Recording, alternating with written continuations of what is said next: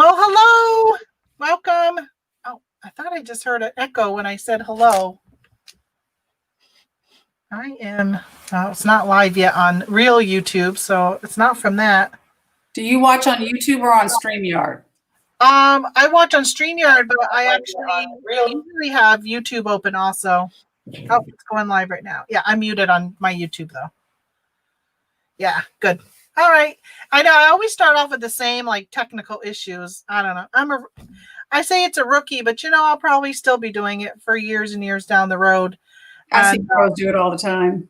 Yeah, I don't want to become a professional YouTuber, so it'll probably be like that because reselling is my number one thing, and that's where I put all my energy in learning that. And the YouTube is kind of like secondary. It's just kind of coworkers in my office is what I was telling I don't know if it was my husband or sister. I was saying that too today, that like that's kind of what I use YouTube for, because I've been kind of thinking about what do I want to do with YouTube, because I've kind of been MIA a little bit on my channel because I've been so busy, as we were talking back in the green room, as people say. Mm-hmm. I've just been so busy. So I've been keeping track of how many orders I've been sending out every day. And last Monday, I sent out 198.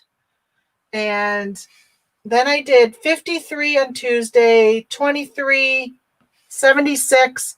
For some reason, Friday, I didn't write down how many. Because you were exhausted. And today I did 109. I'm like, this is so much work. So much work. And I've been looking at my sales, and they're pretty good. But I have a friend who just hit $70,000 on Amazon in 1 month in the last 30 days. And when I look at his chart, there's a dip that went down. And I'm like, if you keep going for another week, like your sales, he'll be easily 80,000. And I said, I'm exhausted just thinking about how much work that took, because I know that he's doing the same type of thing that I'm doing. And if he's doing that much in sales, oh my gosh. Although he was sending stuff in, is still sending stuff into Amazon. And I have not been sending stuff to Amazon because they're not. Now you're doing FBM? Yeah, I've been doing everything FBM. It was funny because I looked the other day. Actually, I'll look again. I think I ended up having, it was a crazy small amount that I have FBA right now. And that was before I had even deleted the stuff that is at 0 inventory level. First, hello, Cornhusker, and hi, Zen. Let's see. What did I have? So I got 501 total products. And I have 78 that are FBA or FBA. Well, I'm very impressed. You are, just like I said, you are killing it. There's a couple that are at 0. 3, 4, 5, 6, 7. Oh, there's more than a couple that are at 0. There's probably about 20 that are at 0. So 0 isn't available. So I'm looking at, maybe like 50 to 60 products that are actually FBA, and the rest is FBM. Just replenishing. So I wanted to show some bolos today because it's getting to the end of the season, and I'm not going to be sourcing any of this stuff anymore because this is it. I told my sister I'm not sourcing any more for Christmas. I'm done, because I don't even think people are going to get their orders by Christmas. Mm-mm. But I will tell you that these right here, Pop Rocks, are a huge seller. So I ran over to Walmart today because I had to pick up some creamer for my coffee. And this is what I do. I just buy the box, whatever they have on the shelf. So these sell in a pack of 4. It's $1, as you can see right here, $1 a pack. And you sell them in a pack of 4. And right now they're going for $17.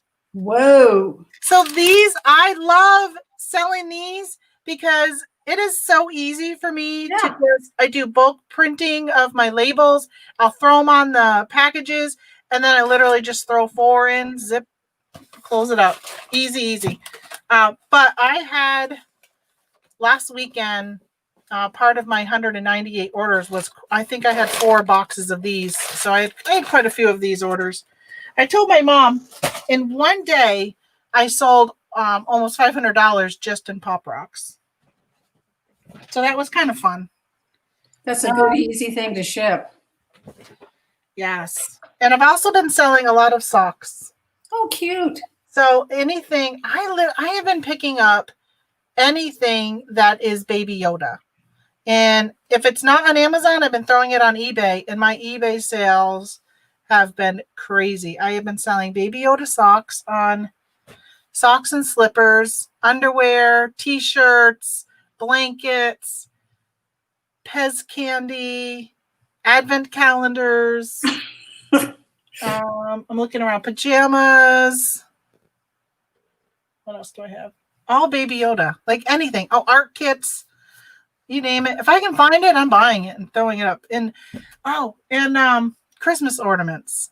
Those Hallmark Christmas ornaments. Oh yeah, those are popular. Oh my gosh, you can't even keep them in. I say you can't keep them in stock, but I got 4 Baby Yodas right now that have not sold. Where do you get these? Where do you get them from? Are you wanting to share where you buy them from? Yeah. So this is all Walmart. Okay. I have this whole holiday season. I have not been sourcing anything that's like on sale or clearance or anything. Everything has been full price items that I've been buying. And I'm sorry, my mother-in-law is asking for my son's address. So yeah, so I've been sending them. I've been buying stuff full price and then reselling. That's what's nice about this time of year.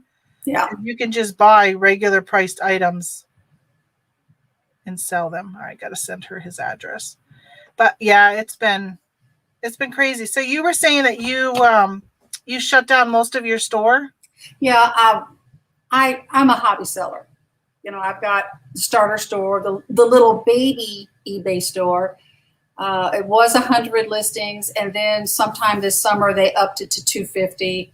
It's $5 a month with a year subscription. I'm happy with that. And I had shipped out 5 or 6 items right around Thanksgiving, before, during, and after that week. And they're just now starting to get to the buyer. One went to California, couple went to the Northeast, 2 of them went to Texas, 1 of them went to Illinois, which is closer to where I live here. Saw one yesterday that went to Hartford, Connecticut, and it said insufficient address.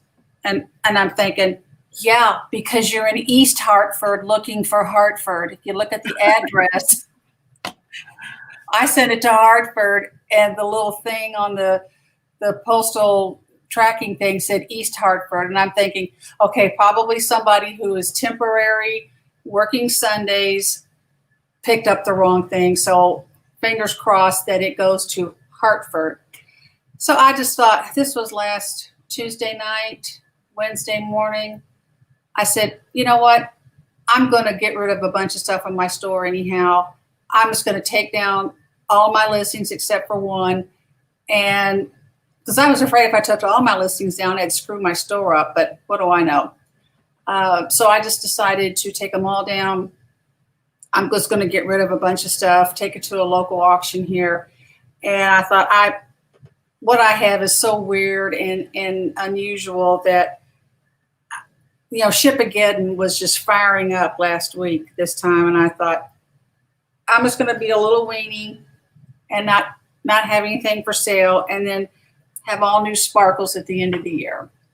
Yeah, I have seen, first of all, hey, Tommy.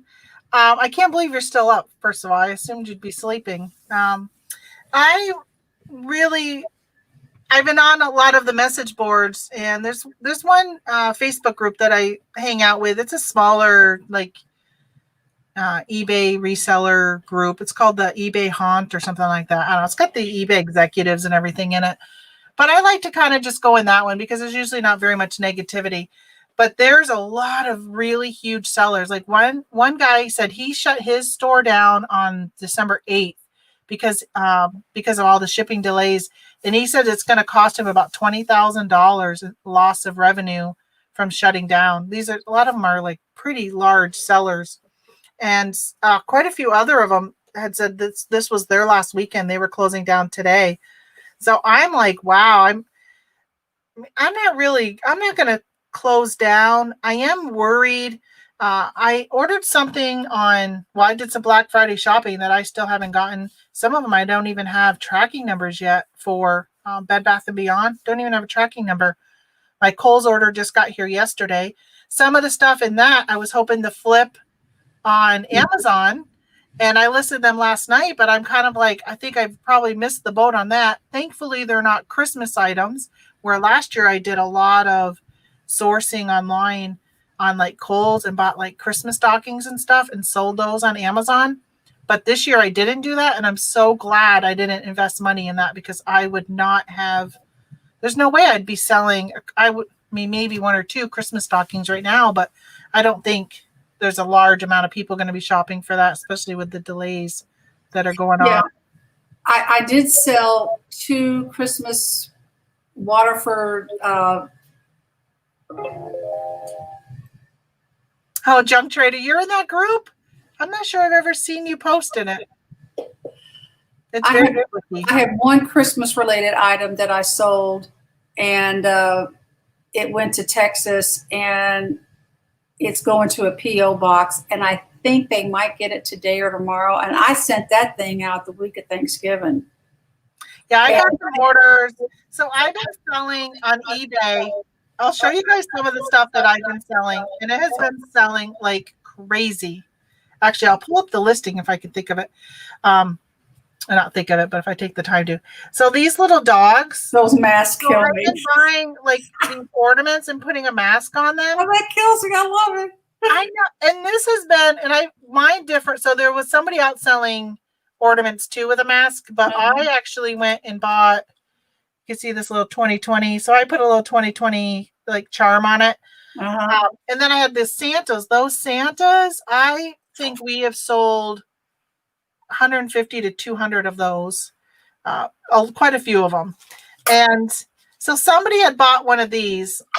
They actually bought a red one and a blue one, which I didn't realize, and I shipped them separately because I didn't purchase them in one transaction. And I did a search for their name, because they opened up an item not received case, and I did a search for their name to find their order, and I saw they bought 2. Well, she left me feedback, a neutral feedback stating that they hadn't gotten it yet, and it was guaranteed to be there by like December 9th, and they hadn't gotten it. And I'm like, I don't guarantee any of my deliveries. So it's guaranteed by eBay. Was it free shipping? It was free shipping. See, they put that guarantee in, and that's what I railed on a while back, because when you look at it, it says fast and free, and it has guaranteed X date.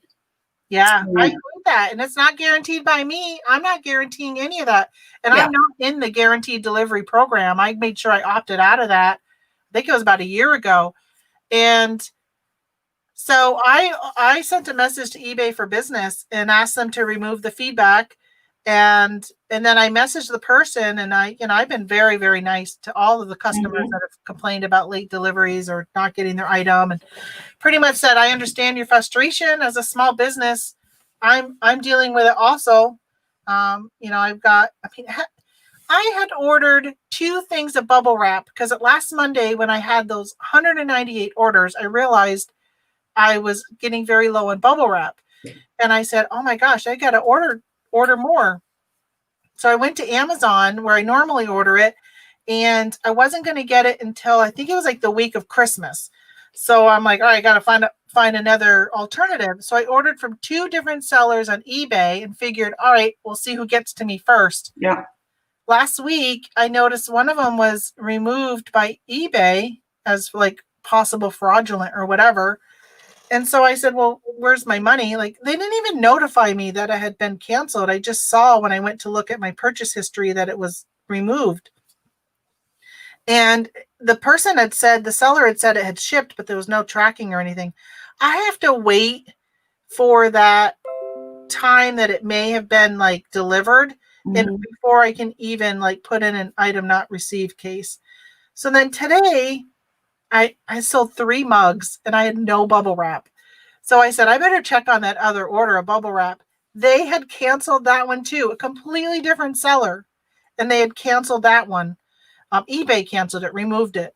So now again, I have to wait until I think tomorrow, the 15th, before I can open an item not received case on that one.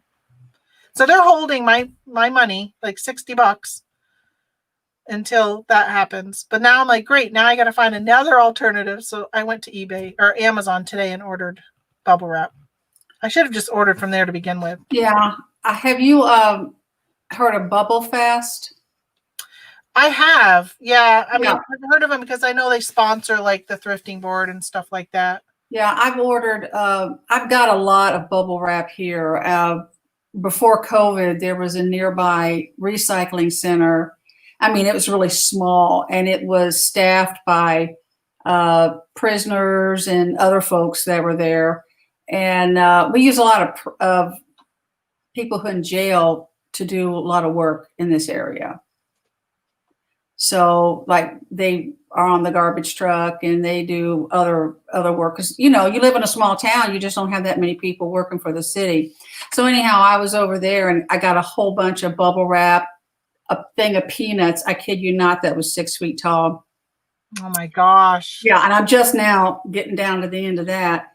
But Sam's, and I know you live out in the country, but Sam's has bubble wrap. If you ever think about ordering from them, this Bubble Fast, I've ordered little boxes and stuff like that, but they're in Illinois, I think outside of Chicago, maybe. So that might be closer to you up there. But Yeah. Sam's does carry it.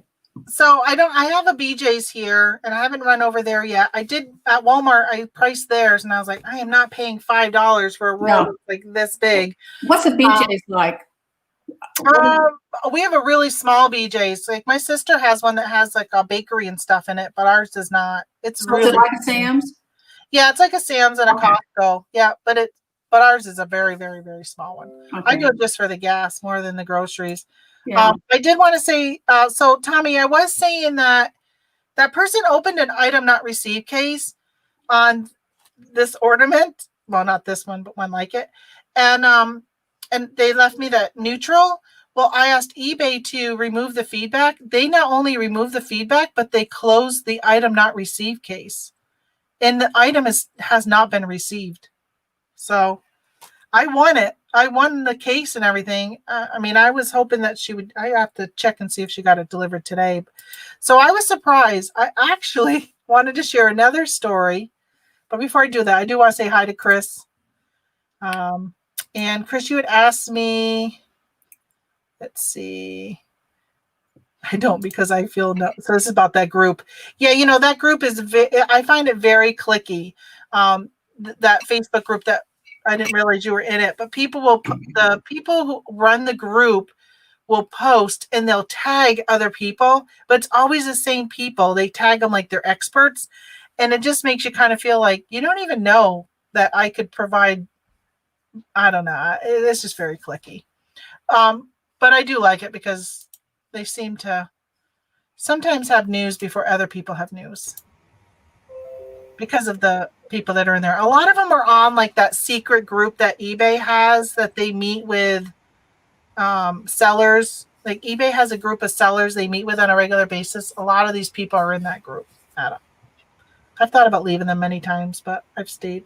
Hey, Michelle. Hey, how are you? Oh, I'm not too bad. Your sound is really low.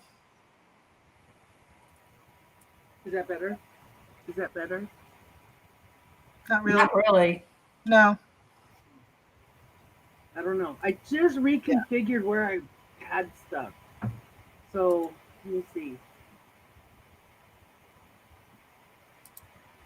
No, so Chris, I am not really doing FBA at all anymore. I have not sent anything into FBA. There was just too many problems in September and October that I think October 29th maybe was the last time I sent a box in. I'll reevaluate come January and stuff like that. Here, maybe this is a dumb question. You kind of answered it just now, but is it something you want to do? Do you want to do Amazon FBA? Oh yeah, I do, because I am I am so tired from packaging packages and worrying about, do I have a box? Did I run out of bubble wrap? And like, I have been so busy with FBM, like busy for me, busy in my definition. Like I don't know if you were listening earlier. I said that I have a friend who did 70,000 already this year, or in the last 30 days, has done 30,000 on Amazon alone. And his is a mixture of FBA and FBM. Mine is almost, I would say probably 90% is FBM on my sales. Maybe even, it might even be higher than that. So every time I hear anything go off for Amazon, I mean, it's all me packaging. So I want to send in. I just didn't trust. Every time I would go to list something in September and October, I would be like, okay, so I'm going to sell my baby Yoda.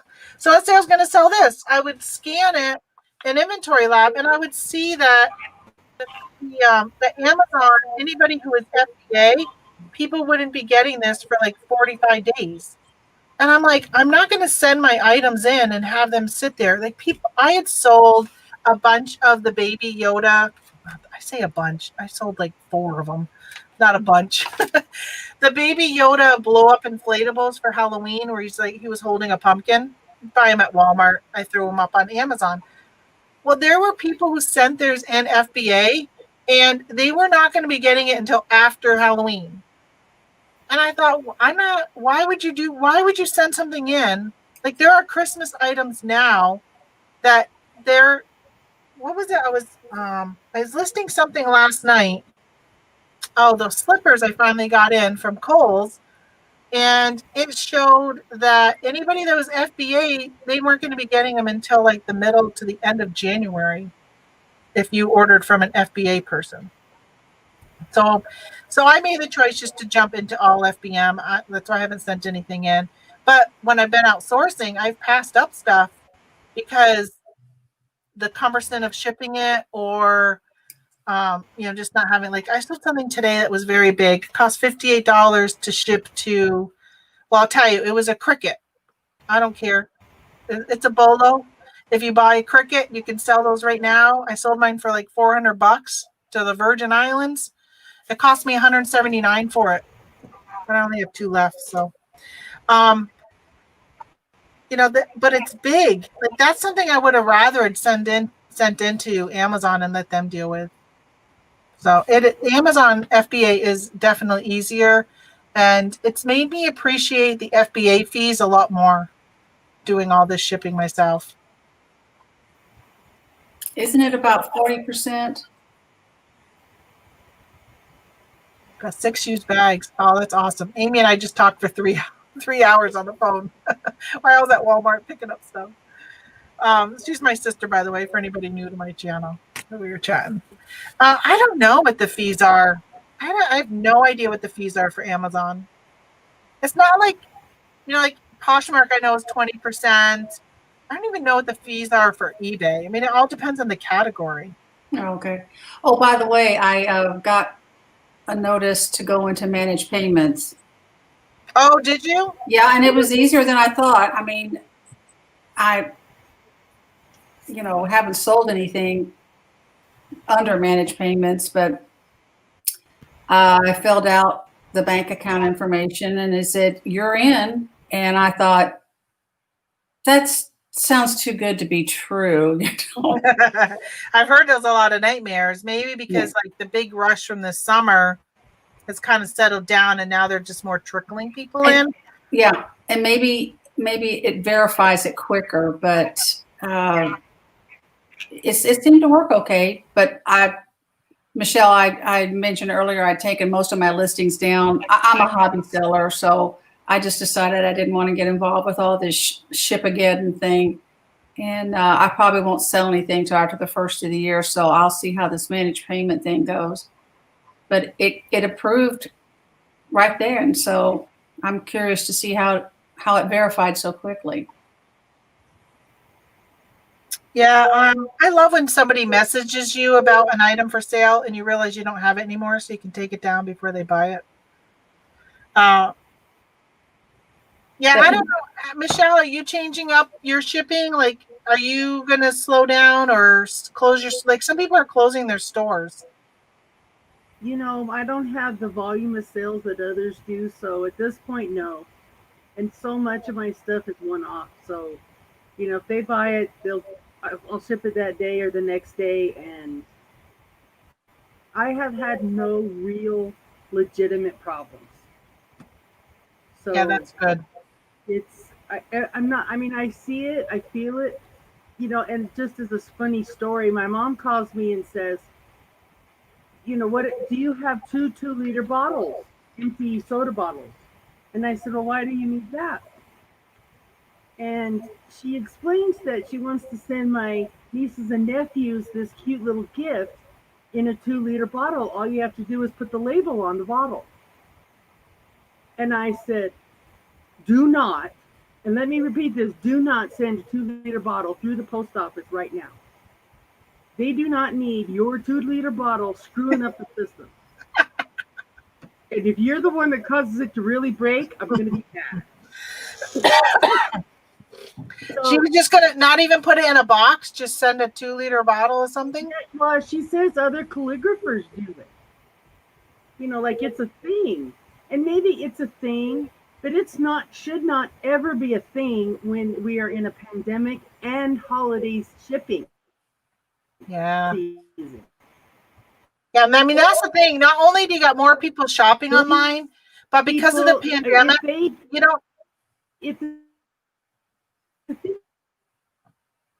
oh, you're going like in and out. Hope it's not me. No, she's frozen. Okay. But like my kids aren't coming over for Christmas this year because their state won't allow them to travel out of the state. So we're going to actually go. I can, you're breaking up. So I'm going to check. Yeah, I think it's your system. Yeah. I think it's my system too. I'll be back. Okay. So I figured, like, we're lucky enough that we can take off, and on Saturday we're going to go over to Vermont, drive 3 hours and stop at one child's house, drive the hour and a half to the next child's house, and then come back around. So it'll be a whole day trip just dropping off presents. But I figure, I mean, think about all the people who can't do that, and they have to mail them. So it's not even just people buying stuff, but there's probably even more people mailing gifts this year than in the past because of all of the issues going on with the pandemic. I made a big order from Kohl's. Do you have Kohl's up there? I mean, I do a couple hours for me. Yeah. Okay. So anyhow, with Kohl's, you have to have an advanced degree to understand Kohl's Cash, what's on sale, do this to the third power -4, and here's the price. So anyhow, we ordered a bunch of stuff, and the orders came in more than one package. Well, I can tell from the shipping tracking number that one of the packages was in Louisville. And I thought, okay, it should get here in the next day or two. Well, so I checked the tracking number. It went to Boston. So for some reason, the package decided, we don't want to stay in Kentucky. Let's go to Boston. So it went all the way to Boston. Now it came back. I think it's being delivered today. And it spent about a week going back and forth between here and Boston. And I thought, somebody just put it on the wrong truck. So it's crazy. There you go. That's what I sent out something that, so when I mail things, it goes to either Syracuse or Rochester after it leaves my little town here. And then it will go off to wherever. So if it's going to Kentucky, then it heads off to Kentucky. So I had a package that I looked up this weekend, last night, and it went from me to Syracuse and Rochester, which I heard Rochester is like really bad. I have a lot of stuff stuck in Rochester. And then it went to Binghamton, New York. And then it went up north of that to another one. And I'm like, it's been to 5 different locations in New York. There's no, like, why? When I saw Binghamton, I said, okay, so they obviously got so much stuff at Rochester that they said to some trucks, go to Binghamton. Yeah. But then why did it go north to the other place? Why didn't it go from Binghamton to, I think it was going to Tennessee, to like at least head south to Tennessee? It's just crazy. I don't understand. You're lucky it's being scanned as much as it is, because a bunch of my package just say it's in transit, it's going to the next destination, and then poof, it's in the state that it needs to be in. So just seeing that it's being scanned, and I'm sure that a lot of packages are just going wherever, but the scanning part is not always super accurate. Well, that's what even with Bed Bath and Beyond, I'm gonna look and see if it's updated today. It's because I've been waiting for something because I needed to be able to go to my. Well, good luck, because I tried. The site was down on tracking about an hour ago when I was checking some numbers, so I'd be curious if it's back up. It's funny. It says completed. It's not completed. Well, I ordered something in July and I got it at the beginning of November from Bed Bath and Beyond. So it says awaiting carrier pickup. This is from Black Friday. So it hasn't even been picked up from Bed Bath and Beyond yet. My sister ordered the same thing and has already gotten it. Huh. And then same with Amazon. We both ordered some envelopes because I was talking to her on the phone when I saw some on Amazon. I'm like, oh my gosh, these are cute. I'm going to order them to send items in for Christmas. I haven't gotten them yet. She already gotten hers and she's already using hers, but I haven't even gotten mine. That's what I was started to say. So I went on to, I'm going to look up where that is. So I ordered these little, we're very sorry your delivery is late. Most late packages arrive in a day. If you have this is Amazon. I can't see, but it says if you have not received your package by December 17th, you can come back here the next day for a refund or replacement. I am so nervous on my Amazon orders that I'm all of a sudden going to have a ton of people wanting refunds because they didn't get it. And I don't know what Amazon has not come out and really said, like eBay came out and said, oh, well, we'll give them 10 days or whatever. I've seen nothing at all with Amazon. All this says is on December 3rd. I don't know if you can see. It says, oh, there you go. Package shipped. I don't know. Okay, is that better? But all it says is December 3rd package shipped. No, nothing else. And it was shipped with UPS. And I know a lot of people are saying, don't use the post office, use UPS or FedEx. Well, my Kohl's order got here by FedEx yesterday. So that was taking just as long, unless it was Kohl's that was the issue. I had one Kohl's package come FedEx on Saturday, but I think the one that went to Boston is coming today via the post office because I've been tracking it through the post office.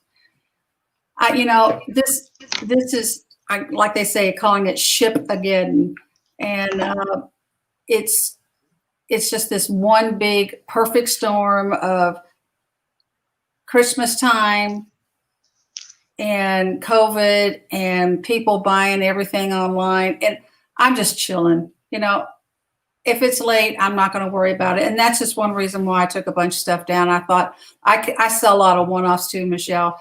And I just thought, I need to clean things up and make them look prettier. And if we're going to stress out over one of my little one-offs, then yeah. And so from my perspective, and I'm not trying to be, Pollyanna about it, and I'm not saying that there's not big problems, but I have a mailman that takes care of me. I put the thing in the postal tub on my porch, and he picks it up. I don't call anybody. I don't think about it. I don't have two issues, really. And so if it's an extra day or so, I'm not really tracking. I don't go in and see it. I mean, there's been a couple things I've thought about. I go in and I see that it's going to be delivered that day or the next day. So I don't really have a big issue. I do not represent probably anyone else in this entire country, but I'm happy with what is happening so far. In fact, I'm planning on my strategic time to go to Costco so I can buy my mailman some hot green chili and give him some locally made tortillas. I'm taking care of him because he's taking care of me. Calling customer service at USPS has been fabulous, but I don't have a need to call. If I do, I'll call. But what are we going to do? what are they going to say? You know, these people are overworked Oh, big time. Yeah. and Yeah, that's why underappreciated. I haven't called any of them. People are like, "Can you please check with the post office of where my package is?" And I'm like, yeah, I check. I'm like, I fib. I'm like, yeah, I checked with them and I opened a claim or whatever. All I do is put in to get alerts when the package moves. Right. Because somebody said, well, I know the tracking says that it's here, but I didn't know if the post office had contacted you. I'm like, seriously? Like, the way I got to contact me personally and be like, hey, this is where your package is?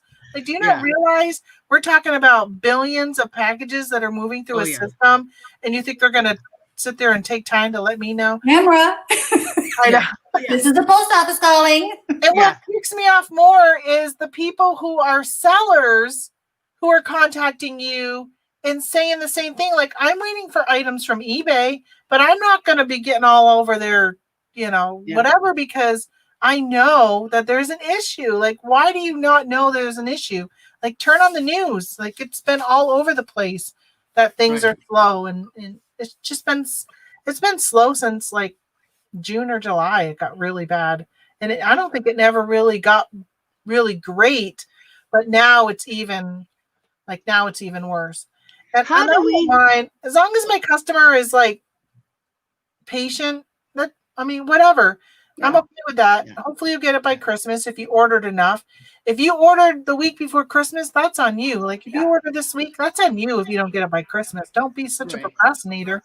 Everybody in their world, I mean, Walmart, everyone was having sales in October telling people to order early because they knew it was probably going to be an issue. If there's any one thing that kind of came to mind listening to you ladies, make sure your package is solid. Oh, yeah. Make sure you don't have shit hanging out. The label is right. It's properly affixed. That it's not going to cause a problem. Don't send something half-assed and expect it to get to the destination. You know, going back to my mom, I'm sure in her mind she thought it's solid enough. All of that. And I told her, if you're going to send that, send it in a box. But there's people who are standing in line. It looks like they've never sent a piece of mail in their entire lives. Yeah. And there's a lot of new sellers, new resellers that are doing the best they can with what they have. Step it up. Make sure your package is going to make it under an Amtrak train at 80 miles an hour, because that's what's going to happen. I don't even think I do that.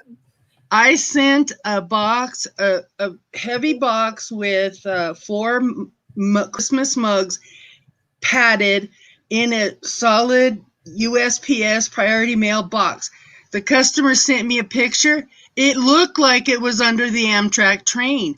And she said, they did not do you any service. And I'm thinking, thank God they did me something, because you got your item unbroken. The package looks like hell, but it made it. Yeah, you And made me so, think of, I'm still under review. So another thing I've been selling is the Baby Yoda Grogu wrapping paper that Walmart had, the rolls of wrapping paper that have Mandalorian on it. I've been selling those in a 3-pack on eBay, and I've been putting them in those triangle post office boxes, but I have to Frankenbox it because it's not long enough. right. And I had a customer who bought it. I think they're in Arizona, got it, and it said they had a sticker on it saying the box was empty. The post office had delivered them an empty box. Somehow the contents had gotten out of it. I taped the hell out of those boxes. I taped the hell out of the top. I mean, I've been going through so much tape that there's no way that got out of that box on its own. And it wasn't even where I had taped the 2 pieces together and like it opened up off the top. I'm like, there's no way. Like, how somebody had to have cut that. It wouldn't have just opened on its own. But they had to I refunded them right away. But I said, please hang on to the box and all the content, because the post office may ask for it when I submit a claim. And then they did. They had to bring it. I received a letter in the mail, which I don't know why they didn't email it to me, but I got it in the mail. and then I took a copy and I sent it to them. These customers could have been like, screw you, I already got my refund, I'm done, whatever. But they took that letter with the packaging to their post office. But this was like probably a week and a half ago, and I see it's still under review. Yeah. I assumed at that point I'd be getting my money back.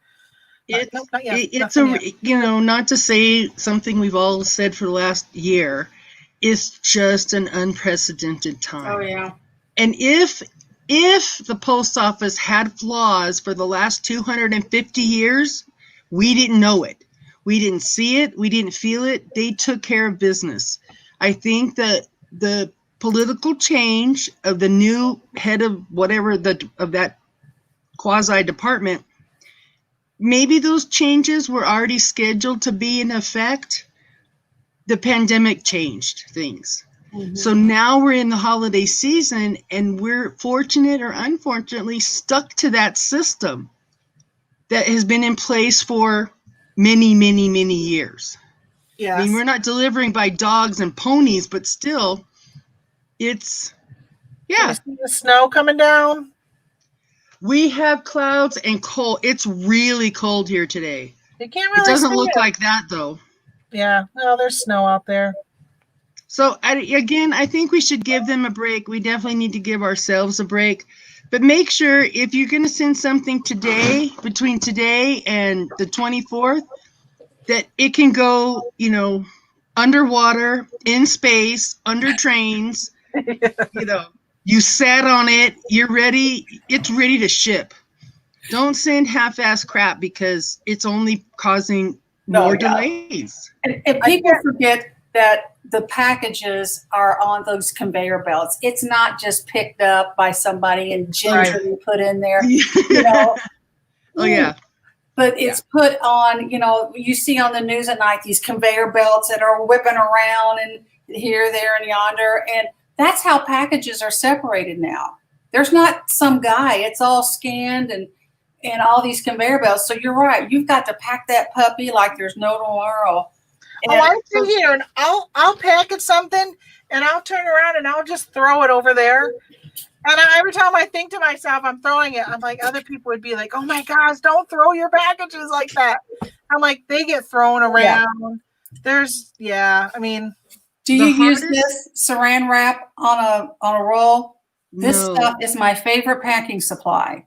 Really? I only used it when I sold those swimming pools this summer. I wrapped it because I didn't have a box big enough for it. I use this. Two of the things that I sent that are in Texas right now were ornament enhancers. They're kind of like real fancy things that you hang ornaments on, but they were about the size of a thick magazine. They were like 8 by 10 by like this. Well, she bought 2 of them. And I had gotten some really thin pieces of styrofoam that I made a sandwich out of it. And then I put it in bubble wrap and then I floated it in peanuts. But this thing helps keep items from shifting. So if you've got, this is the Duck brand. I like this the best. But this keeps things from shifting and you don't use so much tape, for the inside. So I use this a lot. And that's a good idea. I never really thought about that to keep things from shifting. Look at my hair. So I made a stem, like I say, and sometimes, like when I sold a little book, I put it in a bubble wrap, and it was going to be so many ounces, and then I put a piece of cardboard and I wrapped this around the book on the cardboard just to keep it from shifting inside the bubble mailer or the box. But this is the Duck brand. I swear by this stuff.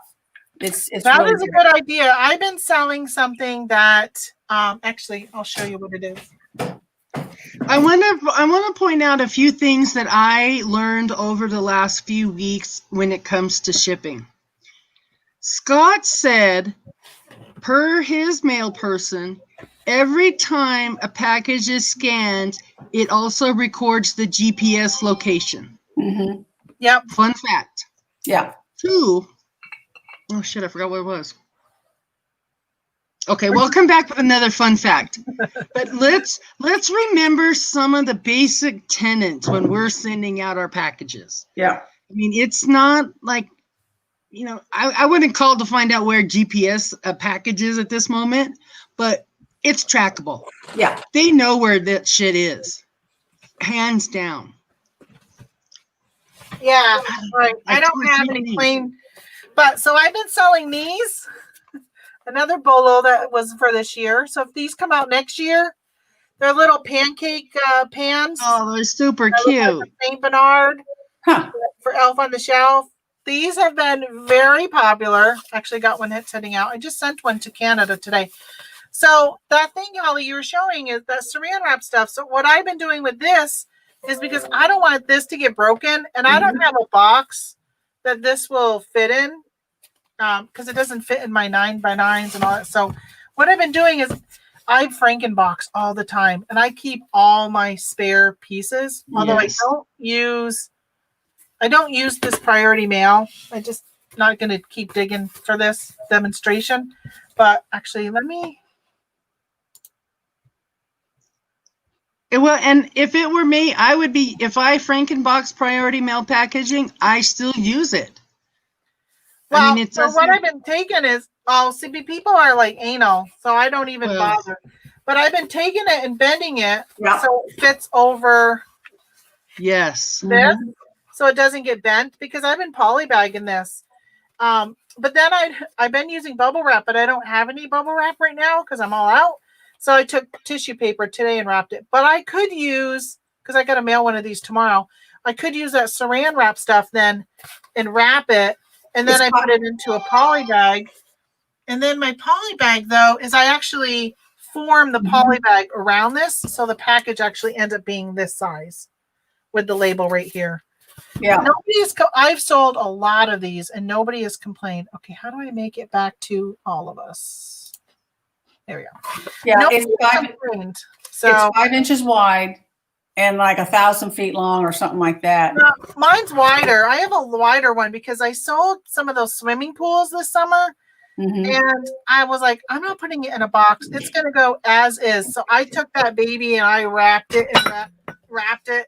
And I went up and down it and wrapped it. It was like a 400-pound freaking pool. So it was really, really, really heavy.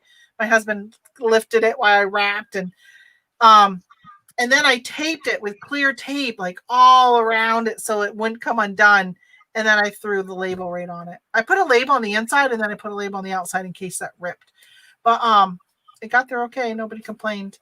So yeah, I mean, I've used that for other stuff. Yeah, when I was doing FBA, I had sent in before I had gotten really big bags. So I have anybody doing FBA. Come on. These bags right here, they're really big. Yeah. So they work great for like big plushes and stuff. What did I send today that I put it in one of these? I don't remember what I sent. I sent off something and I put it in that. But but before I had that, I was using that saran wrap. I had sold a big a kid's sleeping bag that was cloth. It wasn't in a bag or anything, so I just saran wrapped it. I didn't do a good job though because I was getting them returned from FBA because they must have come loose or ripped or whatever. So the chat has gotten so quiet. Nobody has talked for almost like 20 minutes. Oh my goodness. Hopefully the chat's still working.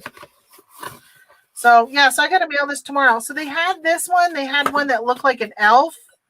And then they had a third one, which I didn't pick up any of the third. This one has been by far the most popular because I figure if you own one of these dogs, even if you don't care about Elf on the Shelf, how cool that you would be making like a pancake that looks like a dog. I think that is so cute. Oh, hey, ladies, I just left my post office. I brought mine this morning. I've learned on last Monday, I walked in at 10 o'clock because he opens at 9:30 and I wanted to get my 200 packages there early so he could scan them all. And I walked in and I told him, I said, I got about 200 packages for you. And he's like, I have no room. He has no room because I have a very, very small post office, very small. And I said, well, how about I'll leave some with you now, and then I'll come back and leave the rest, because he was putting all the mail into it's just a one person post office. So he was putting all the mail into the mailboxes. And he goes, this was by far my biggest incoming mail day. And then by the end of the day, he said it was by far my largest outgoing mail day. He goes, this was the most mail ever. But he did tell me that if his numbers keep up because of me bringing my mail there, that they'll probably extend the hours. They're talking about having it be a 6-hour post office. I can't understand opening at 9:30. I mean, 9:30 to 1:30. So when I'm going out garage sailing, he doesn't get my packages. I bring them and drop them off at another post office while I'm garage sailing. And then at 1:30 last week, oh my God, what day was it? What was the day I had the nether large? Oh, it must have been Thursday maybe. I had 76. But I was rushing. So on Monday, when I have like over 100, I packaged all day yesterday. I was packaging. Then I packaged this morning, and by noon I took off and dropped them off. I on Thursday had so many that my husband got home at 1:15, and I was on my way out to bring the packages, and he brought them. And I made a mistake because I had sold an item, and I have 2 variants of it. And after he left, I still had about 17 orders more to go. And they were just going to have to go the next day. What was Amazon, I will push off to the next day because I don't have one day handling on Amazon like I do on eBay. So I said, all right, I'm just going to do Amazon later, or finish off Amazon. I did that one, and then I went to grab an order, and I realized I didn't have the right one. I only had one of each, and I was like, oh my gosh, I packaged the wrong one earlier. So I jumped in my car when my husband got home, ran all the way to the post office, had him grab that package. It was an international order, so I wasn't going to take a chance of having that person be unhappy and have to pay for return shipping from Canada.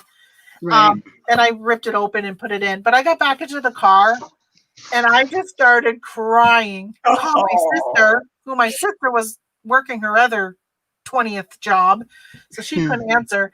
And I just started crying. I'm like, I'm having a nervous breakdown right now. I am so stressed with everything going on that error would not have happened had I not have to rush to get all my mail done by 1:30. So the next day on Friday, when I went in, I told him, I said, I left here, and I broke down in the car when I was leaving the post office. I said, your hours are interfering with my business. And if I'm going to keep bringing my packages to you to keep him open, because I really like him. I really like the office. I like this small. He's never once missed a scan. I don't wait for him to scan anything. He doesn't want scan sheets. He wants to scan stuff and all that. Interesting. I want to keep him open, and I know that our post office is closing for lack of business, and he probably would be one of them. And I'm not a fan of the other location. Well, the other 2 locations that are closer, parking's a kind of a pain on both of them. So I literally park right in front of his door and walk in. So I told him, I'm like, there's no way I'm going to be able to keep bringing during Q4 this type of packages to you, because it's stressing me out. If I knew I had until 4 and went to the other post office, I wouldn't be making this type of error that I had made. And that's when he said, well, I did hear that if my numbers stay up, that they're going to look at extending me. He would be open from 8:30 to 3:30, but closed for an hour for lunch. And I said, well, I could deal with that. That's doable. I could deal with that. Going all the way till 3:30 would oh my gosh, that would just let me breathe when I'm so rushed to get packages out. And I know a lot of people are like, well, have your mailman pick up your packages.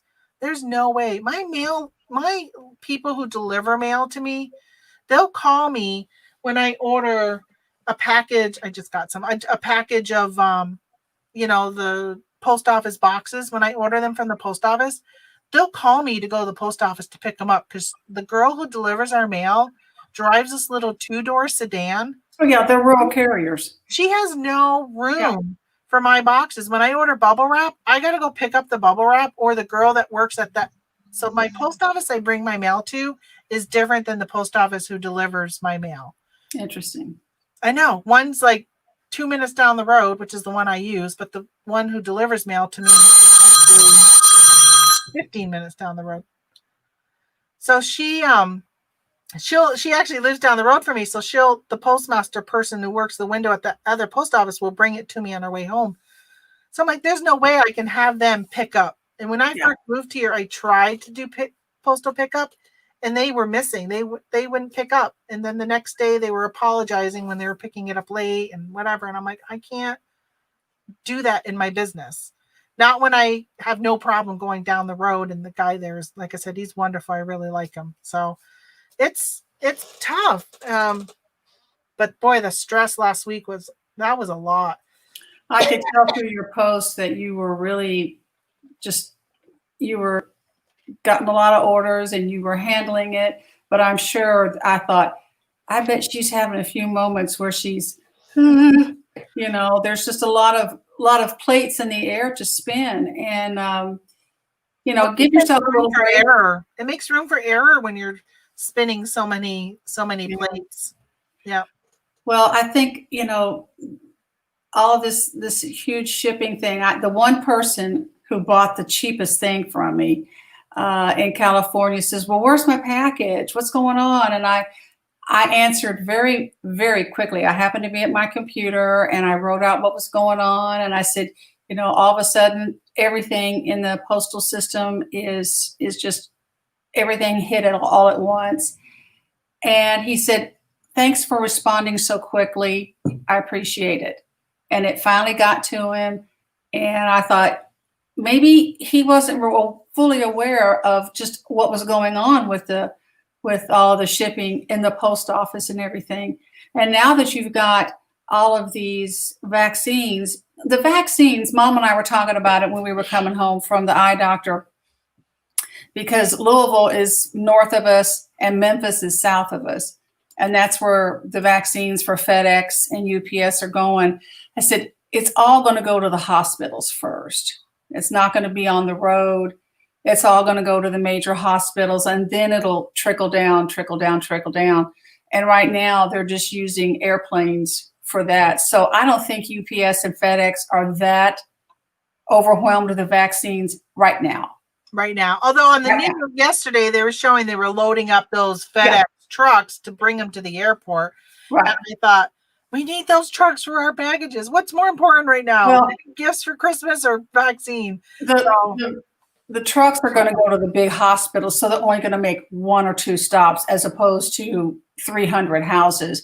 Now, later down the road, it's going to be a big deal. But right now, it's just the level 1 trauma centers or whatever. But they're going by Macy's and some of the big stores. But it is. Some of them they cut them off and said, you no more packages. Which I'm thinking that's probably what's happened to Bed Bath & Beyond, and why my item is not even shipped out of Bed Bath & Beyond yet. Or it's just waiting to be picked up.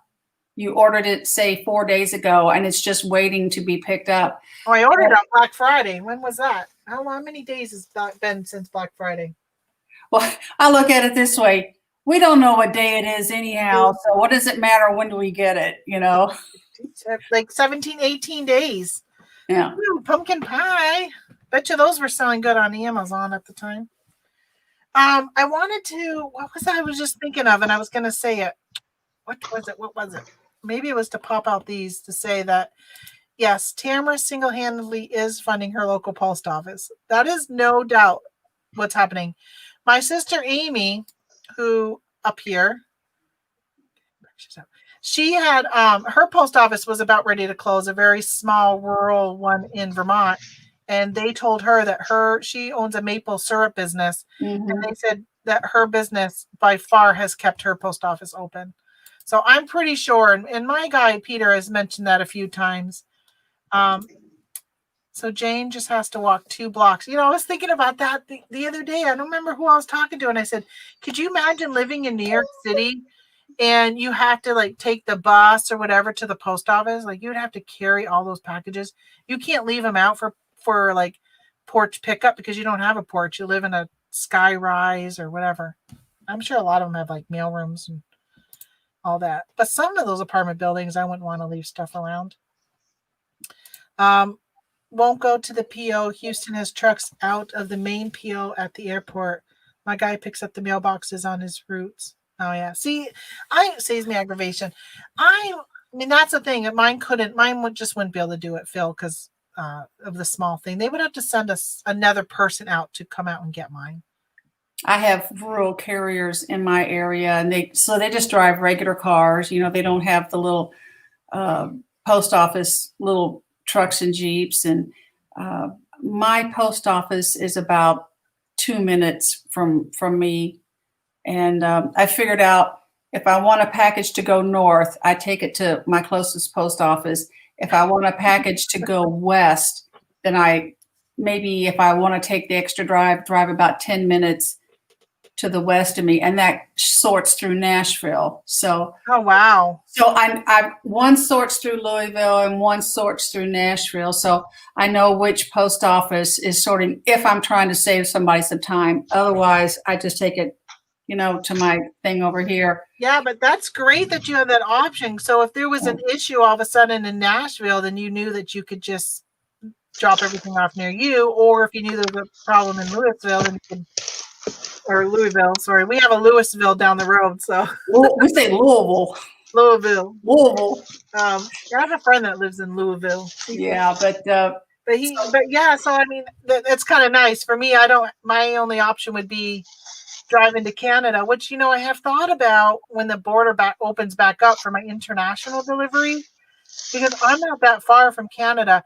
And Canada, actually, I'm pretty close to a reservation. I was going to say Indian reservation, but now that the Cleveland Indians are getting rid of Indians, I feel like I shouldn't be saying the word Indians anymore. So a Native American reservation, and half of it is in Canada and half of it is in the United States. But so you can drive into Canada without crossing a border, because the St. Lawrence Seaway, which, if you're familiar with the map of the United States, is, the St. Lawrence Seaway cuts the U.S. and Canada. Well, below that is mostly all the United States, but there's a portion of it that actually is Canada that's on the reservation. So they have the Canadian Post come onto the reservation and deliver mail. And I'm like, man, if I could figure out a way to bring my international packages, I don't think they have a post office. I think they just deliver. But if they had a post office and there was a way I could easily access it, that could save some of my Canadian customers money. I have been sending so many packages international lately. Since I turned my international back on, because I had it off, and I turned it back on, I bet you every day. Well, I think today I probably had 6 international out of my 100. So what's that, 6%? Now, when you say international, is it exclusively Canada or other countries? Or a combination? Other countries of Germany, France, and Canada were today. Oh, Israel. What kind of stuff is selling to those countries? It's like toys or what? So I just sold one of these to Canada. And what else went international? I said I was going to do a what sold video and then just talk about international and show what people are buying. But there's no easy way for me to know what's international when I look at my screen. No. But I wanted to show you. Let me see if I have it. It's in my pictures. No, not that one. I sent this to I'll just go to my chat with my sister. I sent this to my sister because I was like, what the heck is this? Oh, I guess it was yesterday. Why do I not see it? It was the address was really weird. Maybe it was yesterday. But speaking of Kohl's, by the way, I gave my sisters my Kohl's cash because so I ordered some stuff from Kohl's and I had completely forgotten that I had ordered from Kohl's. And I was trying to figure out. That's really weird that I don't know where that is. Oh wow, whatever. The address was really weird. So the other night I think it was Friday night, and I said, where the heck is it? I bought my daughter's boyfriend an air fryer. And I'm like, where is that air fryer? How come we haven't gotten that yet? So I logged on. I thought I bought it from Bed Bath & Beyond. I'm like, nope, wasn't from there. So I'm like, well, I better check my email. So I went to my email and just put in air fryer in the search, and it popped up Kohl's confirmation. I'm like, oh, I ordered it from Kohl's. I couldn't even remember. And so I looked and I'm like, oh, okay, it had shipped, but didn't arrive till yesterday. But on Friday night it was in transit. And when I logged in, I realized I had $30 in Kohl's cash that had expired on the 9th. But I know that if you bring your Kohl's cash in that's expired within a week into the store, they'll still honor it. But I don't have a store close to me. I'd have to drive 2 hours. So I sent it to my sister and she was able to use it. I don't want to throw away $30. I applied for a Kohl's credit card within the last year, and they turned me down. Really? And I've got a pretty good limit on my MasterCard. And I thought, really? What kind of credit score do you need to get a Kohl's credit card? So I thought, okay, fine. I'll just let my points add up. Anybody. Huh? I know. I'm thinking, I'm not that special, but I figure if I've got a halfway decent credit limit on my MasterCard, I could get a Kohl's credit card. But they said no. So I thought, okay, I'll use the MasterCard now with it. So. Huh.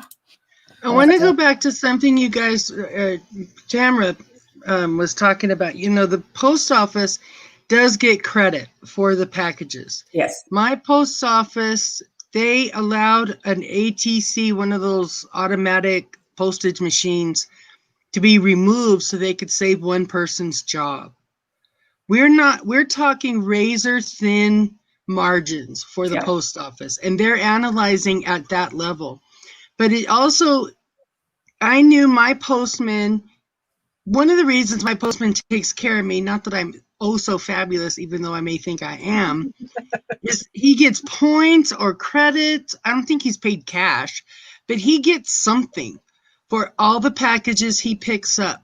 So if Tamara had, 100 packages a day, I'm sure that postal carrier would love to take him if she had the appropriate vehicle. Mm-hmm. Not all the postal people have the ability, but however we're sending them, yes, the post office is getting credit because that number of packages is going through that zip code, but those mailmen and women are being taken care of that way also.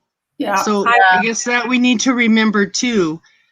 It's nice that we can my post office is a 15-minute walk and a 2-minute drive. It's super easy to take it to the post office. Yeah. But I would rather my mailman, whatever credit or, bonus attaboy he gets, I'm more than happy for him to get that.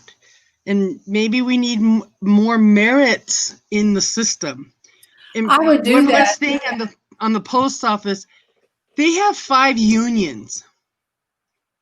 There's a lot of bureaucracy, positive and negative, but a lot of bureaucracy in the post office. Yeah. So, and a lot of ex-military. So there's I don't know what the proper words would be that doesn't sound obnoxious, but there's a strict protocol up and down that they have to follow. Mm-hmm. We have to recognize that. We can't just send in stuff willy-nilly or flood the system with 1 billion packages and expect the system not to flex. It's going to flex, at the beginning or the end or maybe the middle. We just don't know. So I just wanted to, for those Oh yeah. who are zipping about the post office and the postal workers, they're hopefully doing their job the best for you Mhm. because they're also getting a little perk for it. I live when this my zip code here, and I create my eBay labels and stuff. And again, if I have something's going west, and if I'm going that way, I'll take it to a nearby town. And the lady said, "Well, your town will get credit for this because it was created in that zip code." She even said that to me, and she was gracious. And like I said, it's 1 or 2 packages. It's not as many as some folks, but I don't get my mail here at the house. And again, I am a 15-minute walk, 2-minute drive like yourself, Michelle. I don't get my mail almost until 4:30. So if I was waiting for the postal carrier to pick up my packages, it ain't going out till the next day. So that's why I take mine to the post office, because I get my mail so late in the day that it's essentially I've lost this day. And Yeah, I have to wait. mine comes at like 10 a.m. Yeah. So if I was to have pick mine up, it would be even earlier than my already 1:30 pickup time. I mean, it's or 3 o'clock. drop-off time. It's 3 o'clock local time here for me. Our mail has not come yet. Wow. So that's why I go to the post office. Like I said, I'm a very small hobby seller, so I don't have huge amounts. But I would waste a day waiting for my mail carrier to pick up because I'm at the very, very end of his route. So I'm going to share my screen for a minute because I just wanted to show you guys. I want to say something to Cornhusker Picker.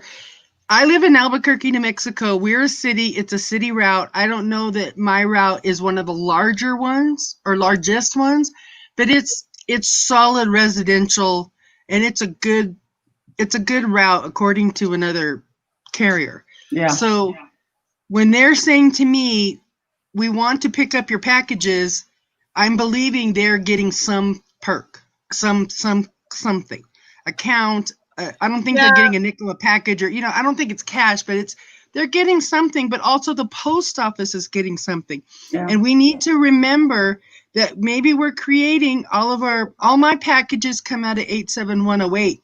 But if I go across town and I drop it off at my favorite post office, which is 87123, they're not getting credit, even though they use their manpower to process that mail. Now my guy says he gets credit for every one that he scans in. So when I ship from Mercari, it has my post office that delivers my mail as the zip code on the label, even though I drop it off at a different zip code. And he says he gets credit for it when he scans it. But I did hear Amy was telling me today that she had said that the post office gets paid. She was at the post office today. They get paid when they pick up. They get paid more when they pick up your packages. Right. So what he's saying makes sense, that the rurals get credit during their counts each year as they are paid by the size of their route. So if they're picking up a lot, then it sounds like they would get paid more money. Now I'm wondering, by me dropping off more, it's keeping him open, but I'm wondering if he's getting paid any more by me dropping off.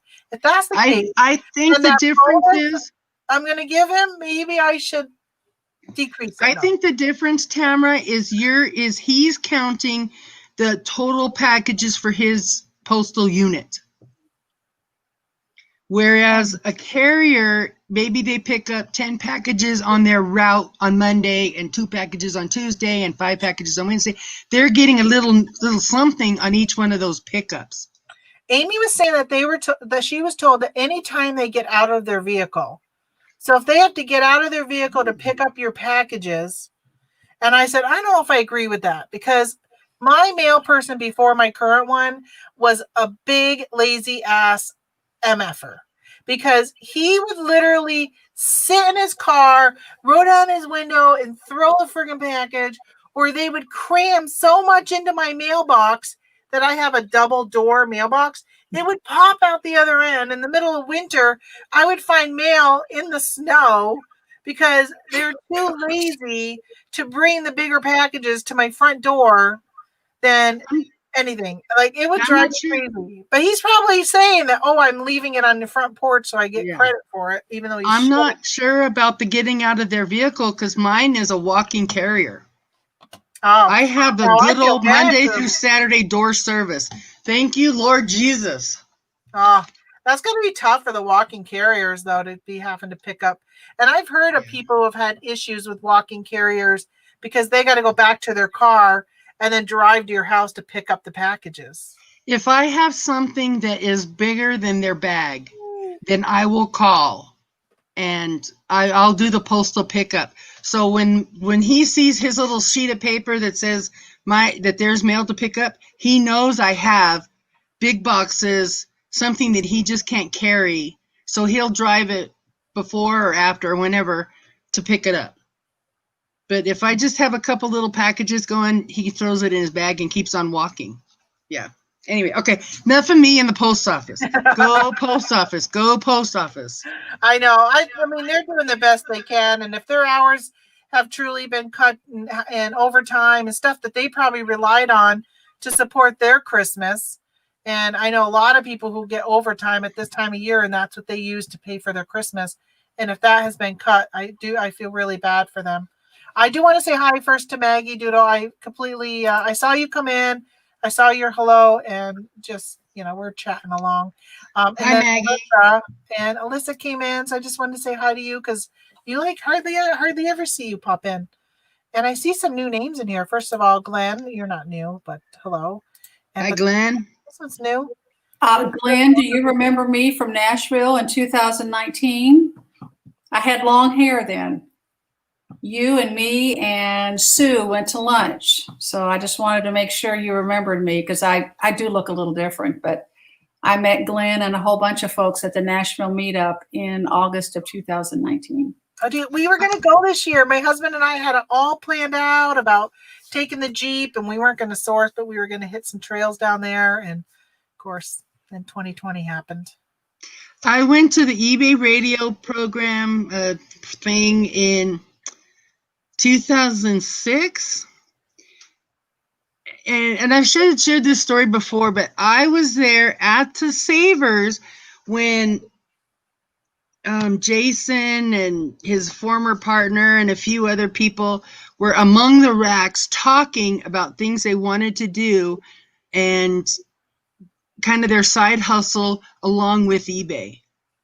And I met them more in a passing way, but I'm thinking, wow, look at Jason now. And look at some of these other people now, how interesting that was. But it was very nice to be amongst my people at the program. And I met a lady. She looked like the grandma from Looney Tunes. And out of her mouth, she said these words. It's not an exact quote. It's pretty close. What do you sell? I sell Civil War reenactment clothing that I have made in Pakistan. I sold over $300,000 of it last year. Shut the front door. Wow. You may have thought of a whiskery old guy. No, it's just a little tiny grandma with a bun. I mean, it just was crazy. But yeah, Where did she sell it? She was selling it on eBay. Oh, okay. Back then, I don't know if she still does, but she was then. Yeah.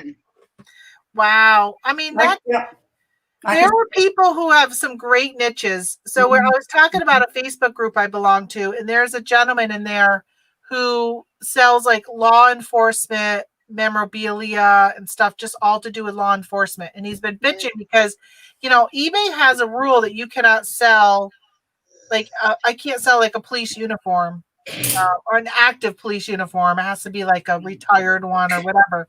So it can be vintage and that type of stuff. Well, he sells, what are they? Like the shield, like a, police shield. Badges.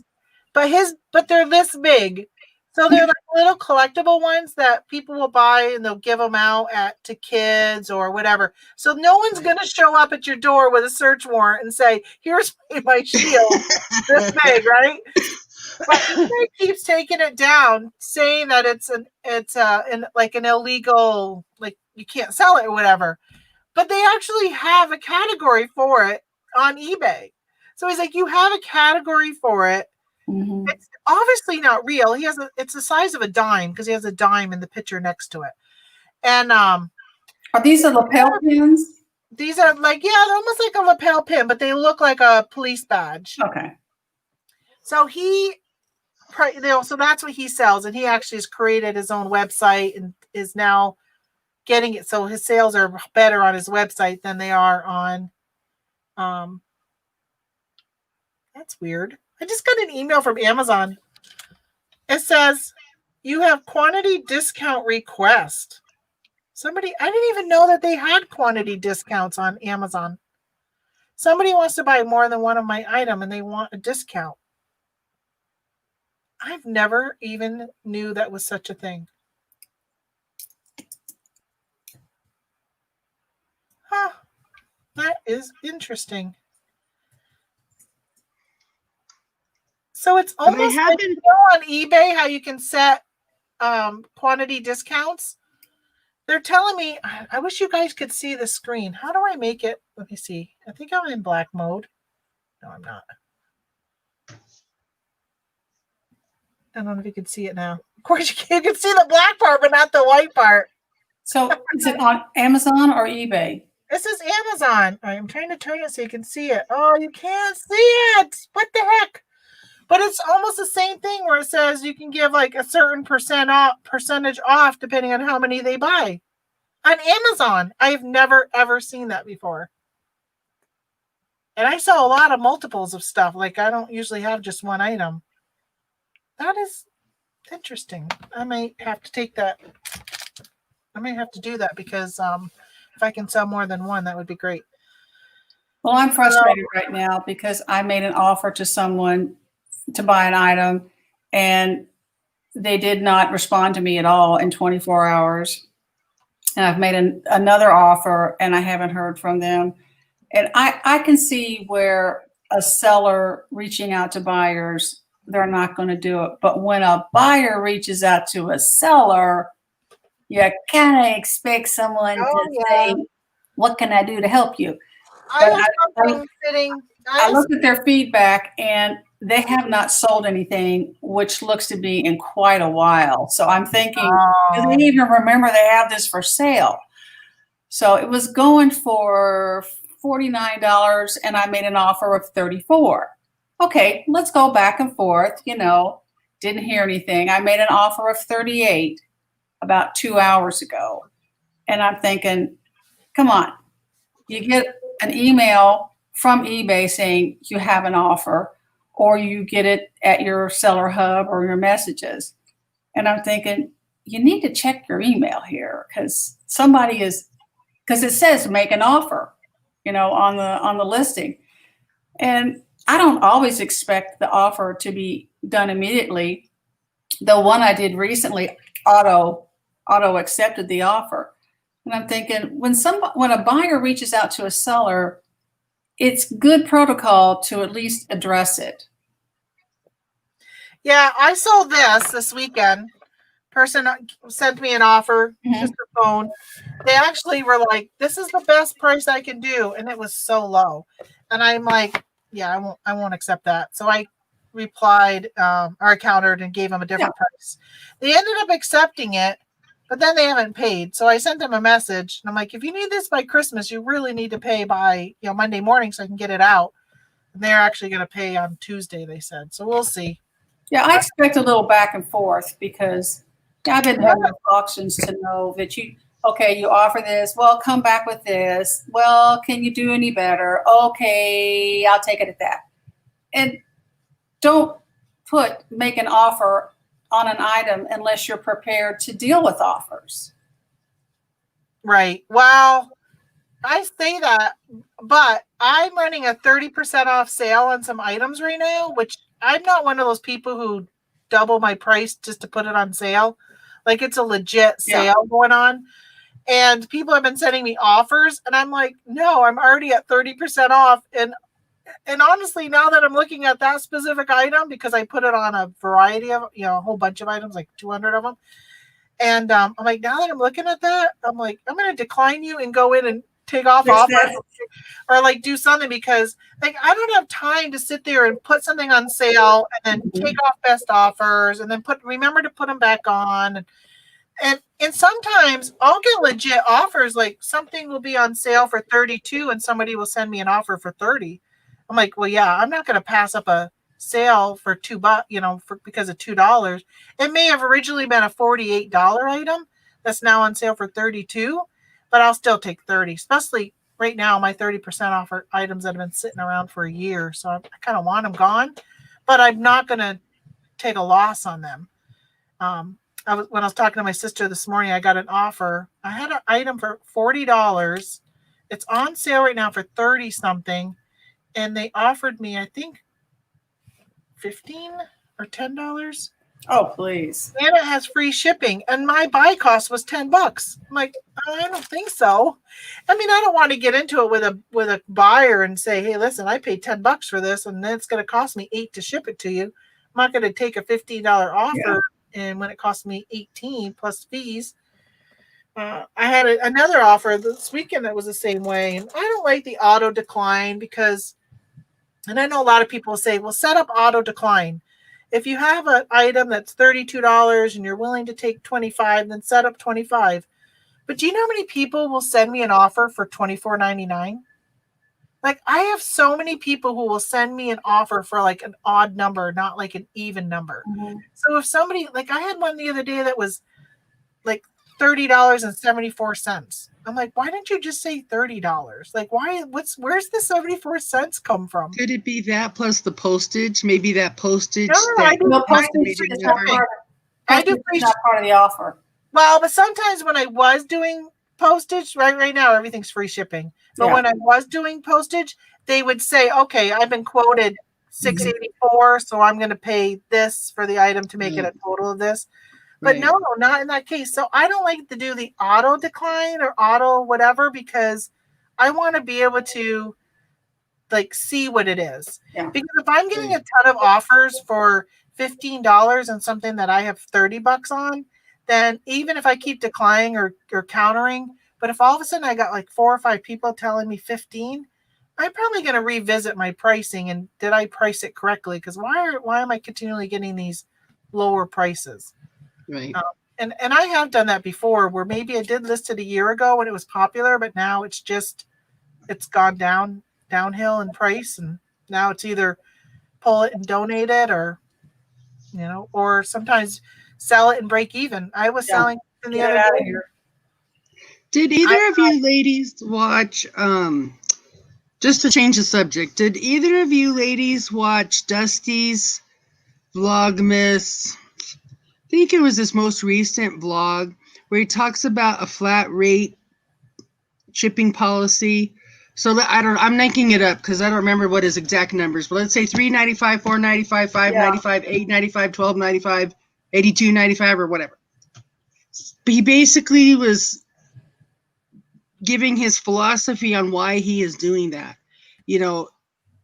If it costs X to go this far or Y to go that far to these different zip codes, and about average of what a seller would pay. I just thought it was very interesting because I've kind of clung to calculated shipping, and it's made me think, well, maybe it's not something that I want to do. Well, in Mercari, it's not so easy to make those changes, but maybe revisit how I do a flat rate shipping. Maybe lose a few here and gain a few there, and it all comes out and washes in the end. I just thought it was very interesting and a very clear. Well, that's what Jason T. Smith. That's what he does. From Jason T. Smith. He does a flat rate shipping, even on international. He'll do like $10.99 for all international or something like that. Right. I mean, I don't do that only because I used to do calculated, but I do free shipping. So even if I wanted to do a flat rate shipping, I still feel there's a large number of people who click off the free shipping box and only look at stuff that offers free shipping. And if Right. you're doing a $2.99 shipping, $3.99, $4.99, you're not going to be there. You're not going to be when somebody clicks that box. And I know I've Right. talked about it on here before because I did a poll, and of course it's just my Facebook friends. But I have a variety of Facebook friends. A lot of people I don't even know that are Facebook friends. Right. And I had asked them, like, if you could buy something for $25 or $20 or like, I don't know, whatever it was, like it was cheaper if you paid shipping plus your item. They would Right. take the item with free shipping and pay more for it than they would for paying for the item plus shipping. And I'm like, really? And they're like, yeah. And a lot of them are like, that's why we like Prime and that's why this and that. And I've thought, well, how many times have I as a buyer gone and clicked on free shipping? Like back in the day before I was really into reselling, like even though I've been reselling for a long time, I haven't really been like, I wouldn't call myself a reseller until probably Right. 3-4 years ago. But even at that point, like I would go on Amazon and I would click on Prime because I had a Prime membership and I just wanted to see the Prime items. I didn't care about the third party, so called. I thought I didn't even know if there Right. was third party, whatever. And I really think, I mean, I know I do it on Macari. I'll go to Macari and look if I'm looking for something specific, and I'll click on just items that are free shipping. Me too. Me too. So if I do that, how many customers was I losing when I was charging shipping? And very, very rarely do I lose. I mean, I don't really lose money on my items. Now I do like, I'll do a, why did somebody from freaking Hawaii buy this? You know, Oh yeah. like I've had that a few times. Thankfully they're always not really big items, but I did send something. I have free shipping on Amazon, but Amazon has the option of being able to put in charges for items based upon poundage or ounces or whatever if you are shipping to like Puerto Rico or Guam and Hawaii and Alaska. Well, I sold that Cricket machine to somebody in the Virgin Islands on Amazon, and it was a lot. I don't know how much it weighed. It was a lot. It cost $58 to ship it. And it only could go priority mail because it was going to the Virgin Islands. It was going to a PO box, but they had to pay extra in shipping. Thankfully for me, even though I do free shipping on Amazon, I do have that box checked off that I've been selling a lot to Puerto Rico and they pay like 24 cents in shipping. It's crazy. And I'm like, why is it 24 cents? But it's just like the way it calculates by weight and stuff. Well, this was a big heavy box, so it calculated this higher extra shipping they had to pay beyond what I was going to pay for the free shipping part. Well, ended up being they paid more than what I ended up paying, so I actually made money on shipping on that Amazon order. But I do free shipping pretty much on everything, and even on Amazon. And I know a lot of my Amazon friends charge shipping even on Amazon, but specifically Amazon, those Amazon customers like free shipping. That's why they go to Amazon. That's why they have their Prime. And right now, if they're going to choose you as a third party person, they want their free shipping. That they're just used to it. So I just include it into the price. I calculate everything going to Canada to California. Being here on the East Coast, the most expensive really for me, the majority would be California. And if, every now and then, if I get somebody in like Hawaii or whatever, in the long run, I make money. When I see somebody from New York or New Jersey order from me, I get excited because I know I've made money in the long run. So I think it all kind of washes out. Yeah. Yeah. When I first started out in March of 19, I did a lot of free shipping, and then stuff became bigger or a little bit heavier, just a variety of things. I ended up doing a flat rate. I would do like you, okay, from where I live to Seattle or whatever, how much is the most? I would build a little bit of the shipping price into the item itself and then charge a lower amount in shipping. And then I recently have scaled back to selling smaller items. Once all this is over, I might go back to free shipping. But right now, when they say guaranteed date, by this. I'm not playing that game, but once things get back to normal, which it will be, it's just a matter of when, I might go back to free shipping because I'm starting to sell a lot smaller items, 4 ounces, 8 ounces, 12 ounces tops. So a lot of times I'm getting stuff really, really super cheap. I'll build the price into the price of the shipping price into the price of the item and charge a much smaller shipping fee. And I look at my competitors and some of them are charging $8 or $9 to ship one item when I'll ship it for $3. But I'm building the price into, and then is the stuff that you're selling, is it artwork, Michelle? You mentioned you and a partner. We had some artwork, and there was like Disney collectibles and other handmade stuff, other kitschy, vintage, breakable she's got stuff. Beautiful items. But I sell some of them. What I'll do is I'll check comps, and I'll take 5 of the comps, and I'll go the price of the item plus the price of the shipping, and then get a total for all that, then divide it, say, by 5, however, and get an idea of what the average price is. And then I'll say, okay, the average price now is going $12.50. How do I want to price mine to be competitive but not race to the bottom to get this average price of shipping plus the item itself? And then I kind of use that as a gauge to help get me going in the direction. Because a lot of what I sell are like you say, one-offs, but other people are selling them. But you know what I think, but Holly, if you sell mostly one-offs, are they like one-offs that are like used items? Yeah. So I think that when you're selling used items, I think it's different. I think customers, like if I'm looking for a vintage whatever, I'm not big into the vintage stuff, but if I'm looking for something particular, like a Pyrex bowl that I've been looking for a long time and it's hard to find that, and I see that, you'll pay up. Yeah, I'm willing to pay shipping to get that because I've been looking for that specific thing. I think it's different than if you're looking for a Grogu lip balm, right? Like I'm going to take this, and I haven't listed these yet because I'm probably going to keep it, but I would list this and I would do free shipping because I know there's probably others that are selling it too. And with new items, I think you get more competition, and your market is different. People that are looking for new items, it's like them going to Amazon and buying. They're used to free shipping. But if I'm selling a one-off item or whatever, I think those customers are different. And I've noticed that I've been kind of looking more because I'm really hoping that once the season is done, because I've kind of been shifting away from Amazon a little bit back to eBay. But I'm looking at, before I did Amazon, I was doing eBay clothing. Then I shifted to Amazon, and I really like this type of product more.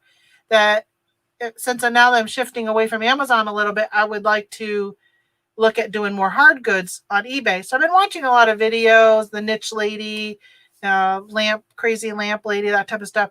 It seems like their items, when they do what sold videos, it's always this plus shipping, this plus shipping. So they charge shipping. So I would say those people that sell like vintage and antique stuff, they charge shipping. So I think their customers are used to paying shipping. So, and Michelle, that's pretty much mostly what you sell. So I would think that you doing calculated shipping, I would, if it was me, I would continue just doing calculated shipping. I do free shipping on super light things. I do free shipping if I have almost all of the shipping built into the price. At Blue Star, we sold a chair, and I put, off the top of my head, put $50 because I believed we could ship the chair for about $50. Retail shipping of that chair box was $360. We somehow sweet talked and got an account, UPS Freight, and got it down to $171. So the difference was absorbed by the cost of the chair, and the chair actually was free to my partner. So she actually ended up making money, but you really have to know what you're putting in the box. Yeah. If it's Yeah. 2 inches by 2 inches and weighs 200 pounds, you have an issue. If you have something that's, like poster board size and weighs 3 ounces, you still have an issue. So having these one-offs, you kind of learn these oddball quirks of the postal system. Shipping internationally, I hadn't done it in a while, and I learned you can't go over 35 inches in girth. Our package that we tried sending first was 36 inches. Oh, we know how to Frankenbox like the best of them. So I mean, there's always ways around it, but it's with the I didn't know one-offs, that there you was have to get creative. 36 inches. I didn't realize it was a 36 inch for international. Mm-hmm. So I wouldn't be able to send that wrapping paper.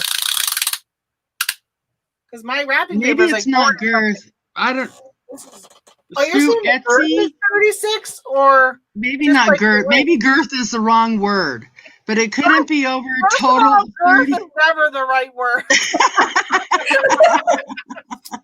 I'm sure not thinking about boxes shipping international. When you So say it was like it was height plus weight, width That's cubic. plus length. That's cubic. Okay, whatever that number is, it can't be more than 35. Because the only thing I knew is it can't be more than 4 pounds. Well, we clearly were under 4 pounds, but we were up on the size. it can't be more than 4 pounds to go first class. You Right. can send something. I had a customer. I'll tell you, these international people are crazy. Oh, that's what I was going to don't show go you. international. So look at that. I wanted to show you this. I would not wait. Just to on what you said, I would never not do international. I don't care. Their money is green. If it takes it by a boat or a penguin to get it over there, I don't care. They're gonna pay. On the screen because I can't see. It's really small and it looks like Greek. True. Can I make this bigger? Yeah, but it still looks like Greek. Yes, I was right. Oh. It was Hebrew. I was right. That was the address that I had to ship to. You can ask them to send it in English. Well, I sent it in that. Well, somebody should be able to read it. Yeah. I mean, it went through I went through pirate ship with it. But so that one was an Adidas hat, by the way. I bought some hats to get ungated in Adidas, and I sold that on eBay because I'm not making money on them on Amazon. So I ended up trying to think of what it was that I sold this week. The person paid priority mail shipping. It was really expensive. It was like $50 in shipping. Expedited? Yeah, they wanted like priority, but they didn't. So when you go through pirate ship, you only get a discount if it's the first class rate. The simple export rate is the 1 to 3 week time frame. So I couldn't get a discount on it. So I ended up buying it right from it. It was the same price as buying it on eBay. But I was like, I know what it was. So anybody who is not going to YouTube auctions, I'm going to be putting together a video at some point showing the items that I have bought off of an auction and then sold it on eBay. I had a Christmas tree skirt that I bought from Marion, I think her name was. She's on Donna, who comes on this channel. Used to come on this channel often. I haven't been on live for a while. Flippin' Frozen is her channel name. She has an auction on Friday nights and I think Tuesday nights. I bought some craft kits from her, and I sold that cat. I paid $3 for it, and I sold it for $88. Go girl! Good for you. I know. Go girl! And they paid like $50 in shipping. They paid like $130, $140 total for it. So I priority mailed it to them. But I was like, oh my gosh. So yeah, I've done really well. I bought this lot of Disney pins. And I bought them from, where did I buy these from? I bought these from Melanie Lightbeam. If you guys see her name, she's out there a lot. So it's all these little Disney pins. So I put them all up. There was one pin in here. So I bought these to see if my friend wanted them. I was going to sell them to him at my cost because it was a pretty good deal. When you go to the smaller auctions, when there's only 12 people in the auction, it's worth hanging out and seeing what people offer because you can get it for almost their asking price. So if they start the bid at $2, you're probably going to get it for $2. I think I paid $20 for these though. Well, I ended up selling one pin. I took a best offer for $50 on these pins. Nice. I was so excited. And then I had some cookbooks that I bought from T, who does, I don't know what her channel name is, but she does the bingo. If you guys ever go to Johnny's Cajun Roots Resellers channel in a half hour, he'll be having bingo on his channel on Mondays at 5. And she is a co-host with him. Well, she did an auction and I bought Julia Child cookbooks. And All those sell. I think I may have paid, maybe it was 20 for those and not 20 for these pins. Well, whatever it was, I sold them for $77. So I made money on that sale too. I mean, and those were media mail. So they were heavy. It was like a 2-book hard set and it came in a box and stuff. But when I saw it, I was like, oh, I know old Julia Child books sell for pretty good. So I looked them up really quickly and off they went. I bought them, got them, and resold them.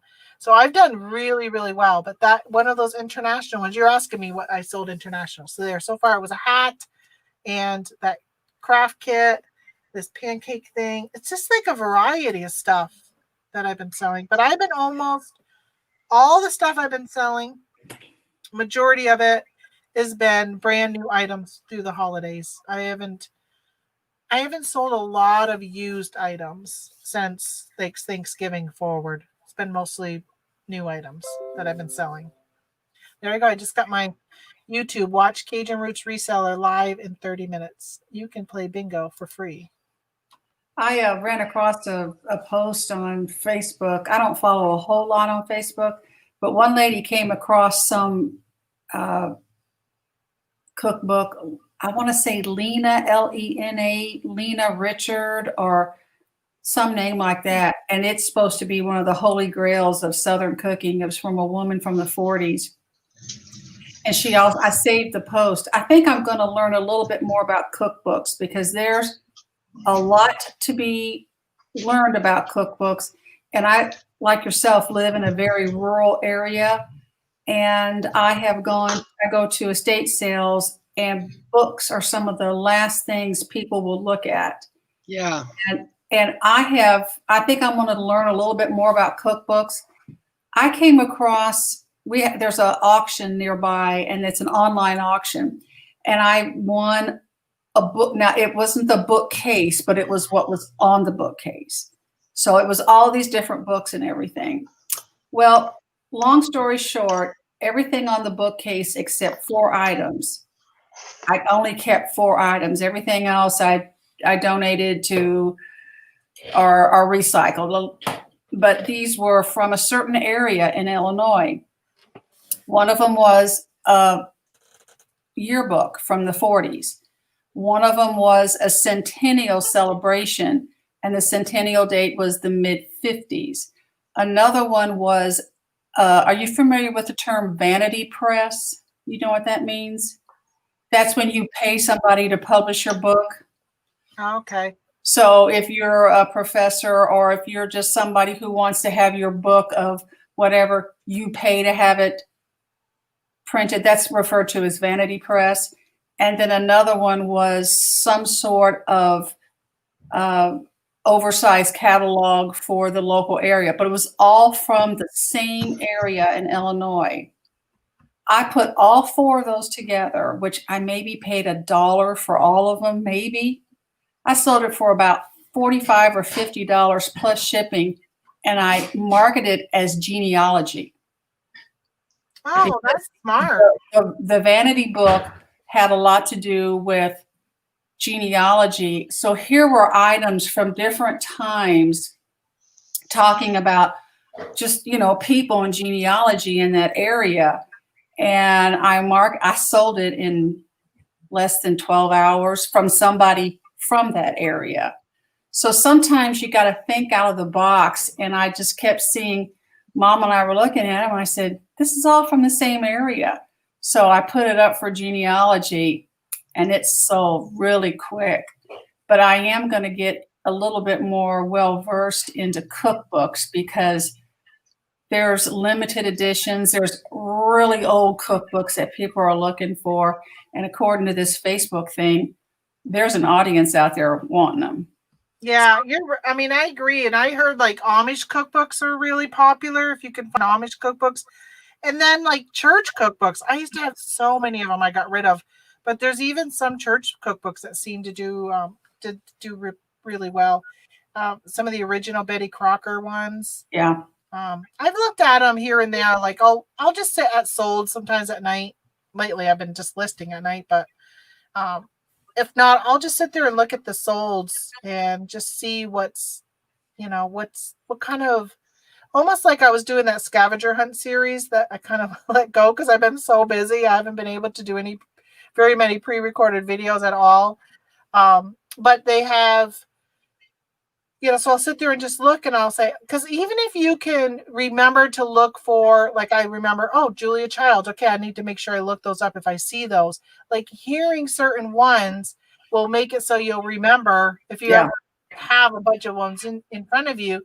I know, like when it comes to music, from watching Jason Smith's classes on music and stuff, of just pass by any, like if you see any Britney Spears and whatever, like all these ones that are mass produced, those are the ones you kind of pass by, and then you pause for a minute if you don't recognize the name, if it just seems not something you see all the time, then stop. And I think that's the same thing with books. I don't really look at fiction books unless I see like Stephen King or maybe a Harry Potter in case it's the first edition of the first one that came out. Those type of things I'll stop and look at, but everything else I pretty much will go by. But you know what I learned recently? I had somebody from Canada. It was a couple of years ago, but they actually bought one of my Goosebumps books that babysitter books. I saw something where somebody sold a whole huge lot of those babysitter books. Those are. Well, this was just one book because they collect the artwork on it. So they wanted to make sure it was going to be packed really well, because they take that and they end up putting it into something to collect the artwork. And I was like, wow, I didn't even realize that was such a thing, that people are collecting the books for the actual artwork on the cover of the book. Or it could have been somebody who did the artwork who later became famous. Oh, it could be. So I don't know if anybody's been on Mr. Buys-A-Lot's auctions. He's had some, the last couple of weeks, he's having them on a pretty regular basis. I sat on it yesterday while I was packaging my orders. I was going to say 109, but that was total of all of them today and yesterday. And he had a plate. It looked like it was a really, really, really big plate that had, I think it was Jiminy Cricket on it, if I remember. It was Disney, but it was only one of like 75 that were ever produced. Well, it was number 25 out of 75. And he sold that for like over $1,000. But that plate, if you were to look it up, it was selling for over $3,000 elsewhere. Well, you knew it was limited already. Right. And it was signed by the artist on the back and that kind of stuff. But just even watching his auctions, because the pricing of stuff has been going like way beyond what I want to invest, because I don't know enough about the stuff that he's selling. Because if I would have paid $1,000 for that plate, like I wouldn't even know where to go to really get the best price for it. But watching, it's enough to be like, okay, next time I'm out, or if I'm out and about at a garage sale or an estate sale, and you see something like some of the stuff he was showing, maybe not that plate, because there's only 75 ever produced, but other stuff he was showing, it was almost like an education just watching his auction and what people were bidding on. And it was, and it's nice because of course with an auction they show you stuff up close and they talk about any whatever imperfections. So it was kind of nice to just, it's more educational, in my opinion, than just looking at solds, because you're getting that dialogue that's going on, and people in the audience were sharing information about something also. Like, he had Pokemon cards that went for like $300 for like, didn't even look like that many Pokemon Yeah, cards. I don't anything. I don't know anything about Pokemon. No, but he was pointing out like, oh, this is like, I know about Shadowless. I know that those are worth more. And then he was pointing out some other stuff, like, oh, this Pikachu that had like the yellow like on its cheek, and enough for me to be like, oh, I'm going to look up that card, because if I ever come across that card, it might be something, if it's worth something, I can keep an eye out for. So I've been kind of picking up a little bits of stuff here and there, because I'm not really an expert in anything. I know a little bit about a lot of stuff, but not a lot about a small amount of stuff. So Same here. Yeah. So I've been trying to kind of learn, and I was talking about like hard goods, because I've been watching the Niche Lady and Crazy Camp. I added hard goods when I saw, clothing's always, or at least for me, has been in a very saturated category, but I had consistent enough sales, but I felt my sales could have been more, and I added hard goods, and I'm glad I did. Not that everything's a home run, but sometimes it's replacement, sometimes it's from childhood, sometimes it's, ooh, that looks neat, that'll look good on my, dresser or whatever. You just don't really know why someone's buying something. There's a lot of interior designers who buy from eBay and Etsy and stuff like that to, to put it in somebody's house that they've been hired to decorate and stuff. So right. I got a really bizarre message last week. I had for sale. Are you familiar with what Lucite forks and knives look like? It's the plastic end of it. Does that make sense? It's okay. Yeah. I mean, I've heard of Lucite, but yeah. Okay, well, it was a 40-piece set of forks, knives, and spoons, and instead of being metal at the end, it was Lucite. It was kind of like that hard plastic. Yeah. And it was in pristine condition. It had barely been used at all. I get an email at 6:05 in the morning. Hello. And it's this lady saying, can you overnight these? I'm in right outside of Knoxville, Tennessee, because she needed it for a photo shoot. I thought, okay. Well, I go down and weigh it. It didn't weigh as much as I did. And I told her, FedEx overnight was running about $50 some odd. And this is last week when Shipageddon was just becoming a reality. I never heard back from her, but she needed it for a photo shoot. Something, she said, oh, the post office let me down. Something tells me she had ordered another set and they hadn't come by the post office. But I thought, okay, she never bothered to hear back. And that's another reason why I took down a bunch of my listings. I thought, I don't want to have to get this I need it tomorrow thing, and it's going to cost you $50 and I get ghosted. So, although right now they're saying that overnight is the only thing that's guaranteed. Like priority, anything like that, not guaranteed.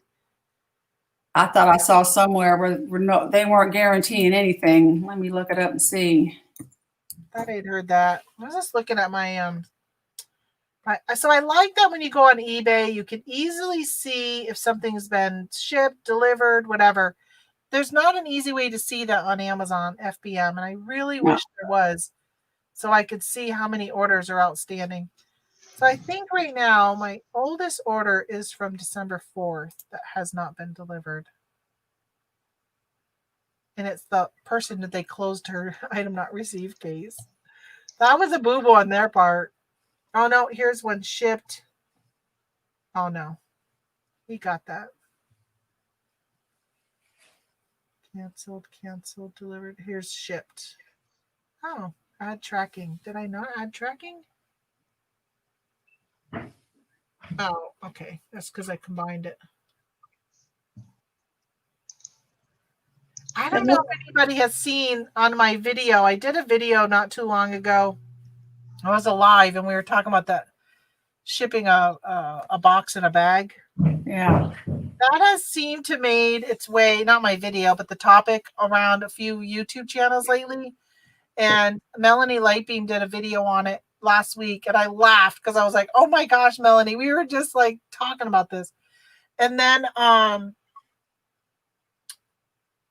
the Bearded Picker talked about it on his show last week, and I think Tommy, he mentioned it on his show I was watching from Sunday night, maybe. But yeah, with him and Lonnie, they were talking about it. I'm pretty sure it was from last night's show. But so many people who are misusing a box in a bag concept. And I know I have a friend who does that. I would just be really cautious if you're doing that to learn how to do it correctly. Because I think otherwise you're just frauding the post office. That's my opinion on that.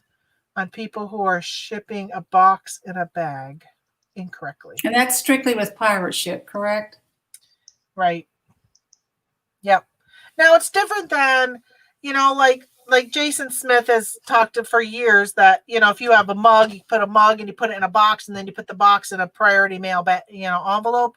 That's different. Yeah. Talking about, taking a bag, which I did on the show one day because I was just like, what? This isn't right. And it was a box of tape. That's what I said. It was. I taped it all the way around it and shipped it. But I'm like, this isn't correct. But everyone's like, yeah, that's what you do. It's what they're doing. But I still feel it is not correct to do it that way. And oh my gosh.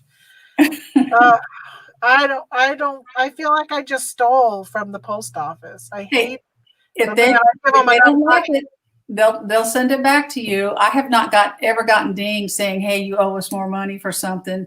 I know, I haven't either. And I know this one person who does her box in a bag, everything she sends out. Even though we live in the same state, I'm like, if you're sending it to me, you don't need to do a box in a bag because it's not going to be that expensive. But if you're using a lawn and garden trash bag, the legal way to do a box in a bag is you measure your garbage bag, and you measure your garbage bag, you put your box in it, and then you close it up, and you could close the end, whatever. But it still needs to look like a bag, not a bag top all around your box. If you're taking a 12 by 12 by 8 box and you're putting a bag all the way around it and taping it all on, that is not a 12 by 12 bag. That bag probably started off as a 20 by 20 bag. So I don't know. I'm wondering at what point the post office is going to hammer down. And what I fear is at some point they'll take away that. And then you won't have it at all, even for legitimate purposes. Yeah, I'm aware of it. I just not really gotten that heavy into it. But when you were taping up that box, I know. And I was just like, this isn't right. This isn't right. I used 4 envelopes. How can a box and a bag be correct when you're using 4 bags? The whole concept of it, I have not done a deep dive on, but I just couldn't help laughing. I thought, you do realize you've used about $50 worth of tape to save $3 on this. That is true. I thought, grand scheme of things. Because I think my sister did a box and a bag this weekend, and she was like, "Yeah, I saved $3 doing it." But yeah, how much time did it take? Not even the tape. Michelle, are you gonna fall asleep? I'm looking at my sheet down here. Sorry. Oh, okay. You literally looked like you were about ready to fall forward. Yeah, no, I'm trying to multitask. I know. I say working because I thought I was just sitting here going. I know. Do I say hi to Jane Marie? I don't know why YouTube is really weird with notifications lately. It just does it when you first start. It doesn't do it as you've already gotten into the video. Yeah, and also your alerts. Well, I put this on a whim too, so you didn't get like that 30-minute notice like people would get and all that kind of stuff. But I don't know. I thought the bag couldn't be bigger than 18 inches. Yeah, I don't know. I'm sure it can't be, but the problem is is that people are measuring the bag already taped all around the box. Yeah. So they're really measuring the size of their box, which is not the size of the bag. It's because somebody was mentioning this to me the other day. Maybe it was Melanie, her video. I should link it because it was a really good video. So like if this is your bag, okay, then they want to know that this is 12 by, let's say 8, okay? I don't even know how big these bags are. So they know that when you put something in this, the most you're going to expand is this. You're only going to expand this high, whatever that is. Right. So they know that when you put something in this bag, that's as big as it's going to be. But when you take this bag and you take 4 of them and you tape it all the way around a box, that is not a box in a bag. It is a box covered in plastic. In a bag, right? Yeah. I mean, it's not. So it's just, in my opinion, it's cheating and frauding the system. And I tell you what's cheating and frauding is people who use media mail for non-media mail stuff. That's your cheating. That's your fraud right there. And whenever I take a book or something like that I am sending media mail, Helen is one of the ladies at the post office, and I say, I promise it's media mail. I know because I asked you. Yeah. But the thing is the other thing is if you hang out in any of the Macari groups, people who complain because they'll buy something from Macari and it'll come, or they'll get a customer saying, can you please ship this 2-pound item at the $4.99 rate? And they're like, no, it's 2 pounds. It's $11 rate. It's not the $4.99. And they're like, well, I do it all the time, or I buy stuff all the time. Or they'll get stuff and it will be, oh, hey, Tracy, it'll be a big, a 2-pound item, and they only paid the less than 1 pound rate on it. Yeah. Okay, and you might receive it in media mail, and you might think you might only be paying the $4.99. That seller is being charged at a later date by the post office. But I don't think so, because there are sellers. I have been charged when I had a boo-boo. Oh, and really? Not everything I've sent has been underweight specifically, but for a while on Mercari, I was just guesstimating how much something weighed, thinking, oh, well, I'm in a range. It'll be okay. Oh, it's like a pound. It'll be okay. No, the thing is like 2 pounds. So then I get post office catches that. I wonder if it's your post office, if it's the sorting. Like, at what point does it get caught? Because I can tell you right now, there's no way my post office would catch anything, because he's not weighing anything. He is just literally scanning acceptance. Oh, mine's weighing. It's probably just a post office worker that cares. And at this moment, who cares? Yeah, I'm saying that in jest. Right now, you could probably get away with anything, because you're right. Their systems are just, let's move shit out. Through. Whenever I take it to any of the post offices around here, even if I've gone to Louisville and done there, they always weigh it. They always weigh it. So back where I lived in Vermont, they always weighed every package, and they would give me a receipt every time. Yeah. I want a receipt. See, I don't want one and same when I drop my FBA packages off at Amazon, at UPS, until there comes a day where they don't scan in as ever accepted, same with the post office, then I don't bother. Now, that's a chance I'm taking, and I know that, but for 3 years I've lived here, and that Peter has never once missed any packages being scanned, ever. So unless that ever happens, one time I did blame him on it. It never got scanned. It never got received. I think for some reason I may not have ever mailed it, but I don't know where the product went. I actually thought it was lost in my car. Never found it, but I don't believe anything happened with him. But no, I don't even wait. I mean, gosh, could you imagine standing there waiting for 198 items to be scanned? And if they had to weigh them all? No way. I drop and go. I literally hand them my IKEA bags. I had 5 of them full today. Pulled out, and I said, "Oh crap! I forgot I had a big box that Cricket on the back seat." So I turned around and had to bring them back the Cricket.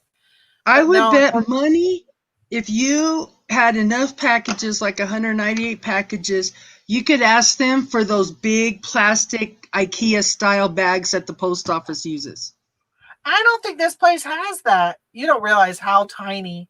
In one of my videos, I went to the post office and showed you how tiny Well, it was. no, they might not have it, but you might, if you're in the city, you might be able to get a few. But, you know, I know some people have those plastic totes that the post office has. We used to have them when I worked for the military. yeah. We would put our mail in that. But yeah, we Yeah. had yeah, I bring those IKEA bags, but I'll tell you last weekend, it was a good thing I bought like 30 of them this summer. I was going to give them away as prizes throughout the year, but I bought a whole bunch of those IKEA bags. They were $1 a piece, and I had to go into my stash because I'm like, oh my gosh, I need another bag. I need another bag. I can't, the amount of bags I had, oh my gosh. It was exciting though. We were talking about like earlier, Holly, you had said something about being, oh, I don't know what you're talking about, but just like, doing so much stuff and juggling everything. But last Sunday when I had all those orders and I had all day packaging and then Monday packaging, it was exciting. Like I was so excited. And it was cool because like I was showing earlier, some of the products I was selling, they're literally just throw in a poly bag, throw in your slip packet. I mean, it was quick and easy. It wasn't until I would get into the weird stuff that, oh my gosh, today, I think it's over there, but to see your car full from behind the driver's seat to the tailgate, it was nice. It was exciting. And I took a picture today of the stuff. I'm going to throw up on Instagram. The problem is somebody said something the other day about those pictures show people are bragging or whatever. Like, when I see that from other sellers, it was motivation to be like, that's one person doing that. I can do that. When I first started, that was motivation to get me going. And I actually got kicked out of a Facebook group from a YouTuber he had a Patreon. I paid for his freaking Patreon. And he took me out of it because I posted a screenshot of my sales on Amazon one day. And he goes, we don't allow that. And I'm like, why not? And he's like, because you could say you had a $10,000 day, but we don't know how much, you need to tell us exactly how much you made.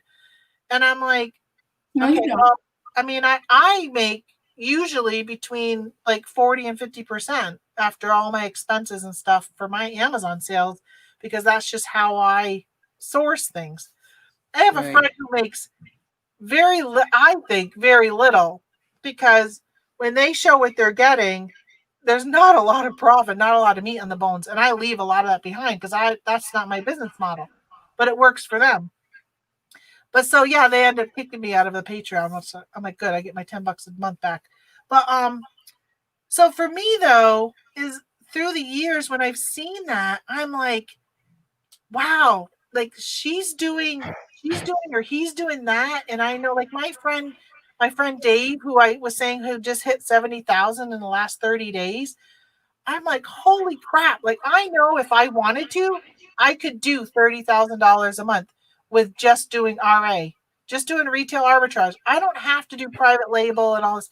Because I think a lot of the people who have some of those really, really big numbers, they have employees or, virtual assistants, or they're doing private label, or they're doing wholesale or whatever. Like, no, he is doing RA, shopping at the same stores I'm shopping, but he's just, well, first of all, he's got a lot more stores available to him than I do. So he can go and hit 20 Walmarts in one day, where I have like 3 Walmarts in one day. But I find it really motivating. Yeah. So I know some people don't like to see when I have bags of stuff. They're like, whatever. But I think it's great. I mean, I know that I've busted ass to get to that number of bags. I know that it's been long days, long nights. I mean, kudos to you. Yeah. I leave here usually by 5. I'm leaving my desk and I go upstairs. We have dinner. Lately, we haven't even been eating much for dinner because I'm just tired. Don't even feel like cooking. Last night, my husband cooked. But then I'm sitting before I leave. I take pictures of items, and then I'll be listing at night. And then I'm cross-posting. And then I'm back down here the next day. Like, this has been my thing for the last probably the end of September. I've been really just wow. Well, Whenever you've seen the fruits. You've seen the results of all your hard Right. work, and that's Yeah. motivating. And then when you get the orders and everything, so you're seeing all my hard work is paying off, and you're sourcing the right things, and you found that sweet spot. So I think it's important for you to take pictures, and then later on, when sales are slow, you'll look back and go, "Hey, I nailed it last year," and what did I buy that really sold? Maybe it's a seasonal item or whatnot. I tell you what's going to be seasonal this spring and summer is canning items. yeah, so when we were That talking pickle about thing cookbooks, you had, that pickle thing you had, but canning items down here in the South were few and far between. Either they got snapped up by other people, but this is a big Amish community down here. We have got probably upwards to 2,000, 3,000 Amish in our area. We've got a very large Amish population. And plus the English, as we call ourselves, they're into canning. You couldn't find lids here for love nor money. oh yeah, well they were here in my basement. You're the one who bought them. I sold a lot of canning lids in August. Canning items are going to be And then big. the Chinese jumped on the listing and we're selling counterfeit. And it took Amazon 2 months to catch them. And I still have canning lids here. Actually, only the ones with the bands though. Well, that's going to be a big deal come this, and either that or they're ramped up production. But you couldn't find. They probably ramped up, and we expanded because a lot more people planted gardens because people were stuck at home. Seeds were a big thing last year. I'm going to be keeping my eyes out for seeds this year. We'll see what happens after January 20th. But we were talking about cookbooks. One of the things I am keeping my eyes out for, because I was in a market for them this summer, were canning cookbooks. Things that so I had ordered the Ball cookbook from Amazon, and I got it. It came from ships and sold by Amazon. But then Amazon went out of stock and the price skyrocketed on them. I debated on selling mine that I just bought. But I did. I kept it. But now I have my eyes on, anytime I see cookbooks, I am also looking for any canning cookbooks because those were a hot commodity. Well, people who've never done it before need instruction. My mother knows how to do that stuff in her sleep. And she did get rid of her pressure cooker, but there's a real art there, pressure cooking. But that Ninja thing seems to be it. But, there's an art to it. You've got to prep the food. You've got to do this. You've got to do that. But that canning stuff, I think, is going to be big. If you don't go to the canning route, a lot of people will just prep their produce and stuff and freeze it. There are a lot of folks just freeze things. Well, I know the bags have been really popular. The what are they called? Seal meal. Seal meal. The vacuum bags? Yeah, but for whatever that system is. Seal meal. No, it's not called seal meal. I have one upstairs on the counter. We use it all the time. I just completely drew a blank. But they're in the white and green boxes. I've been scanning them because the prices have kind of been doing this at on Amazon, and I've been looking at those to pick up, and because they're. I bought 3. Is it Food Saver? Is it Food Saver? Yes, that's it. Food Saver. I bought 3 boxes of bags at my grocery store for $1.50 each, and I've sold 2 of the 3 for like $20. Yeah. One on Amazon and one on Mercari. And I'm thinking, well, maybe I should try to get the machine itself, but I'm thinking, I don't know that the concept to me is interesting personally, but just having one to sell, I think would be advantageous. Yeah, but I wanted to tell you, you need to take. Sorry. No, go ahead. Sorry, go ahead. You need to just stand in the best place in your basement there and just assume the Supergirl stance because you figured out something. She nailed it. Whatever worked, it really worked. Well, I mean, it's definitely And it's working for me. It's working for me, and right? that's it. And that's the thing. And I know that there are people who like do much better than me, and there's people who do less than me. Right. It's working well, and I mean, I've had a really good quarter four so far, and I've had a great time. And it's actually even there's something that's kind of getting me to move into another direction with my reselling that I'm thinking about doing on Etsy and stuff. So I'm kind of enjoying that thought Nice. process because I'm finding something I'm really enjoying selling. And of course, Mom and I have been doing some crafts, and I've enjoyed that. So looking at that realm of stuff a little bit more too it's just kind of been nice. And I think that when you first start selling, and I say even with YouTube, I mean, my YouTube channel, I haven't been around quite a year yet, but I've changed the way I've been doing some things. Some things I started out with didn't really seem to work and ended up not really being the way I want my channel to be. Like, I don't want my channel to become a job. I just want to have fun with it. Editing, I was listening to Harry Tornado the other day, and he was critiquing somebody's YouTube channel, and he was telling them to literally edit out every time you breathe. If you breathe, edit out. Take out that 1 second. And I'm like, and I did that to one of my recent videos in the last few weeks. That took so much time. And I'm like, no, you all are going to hear me breathe. I am not editing out when I take a breath.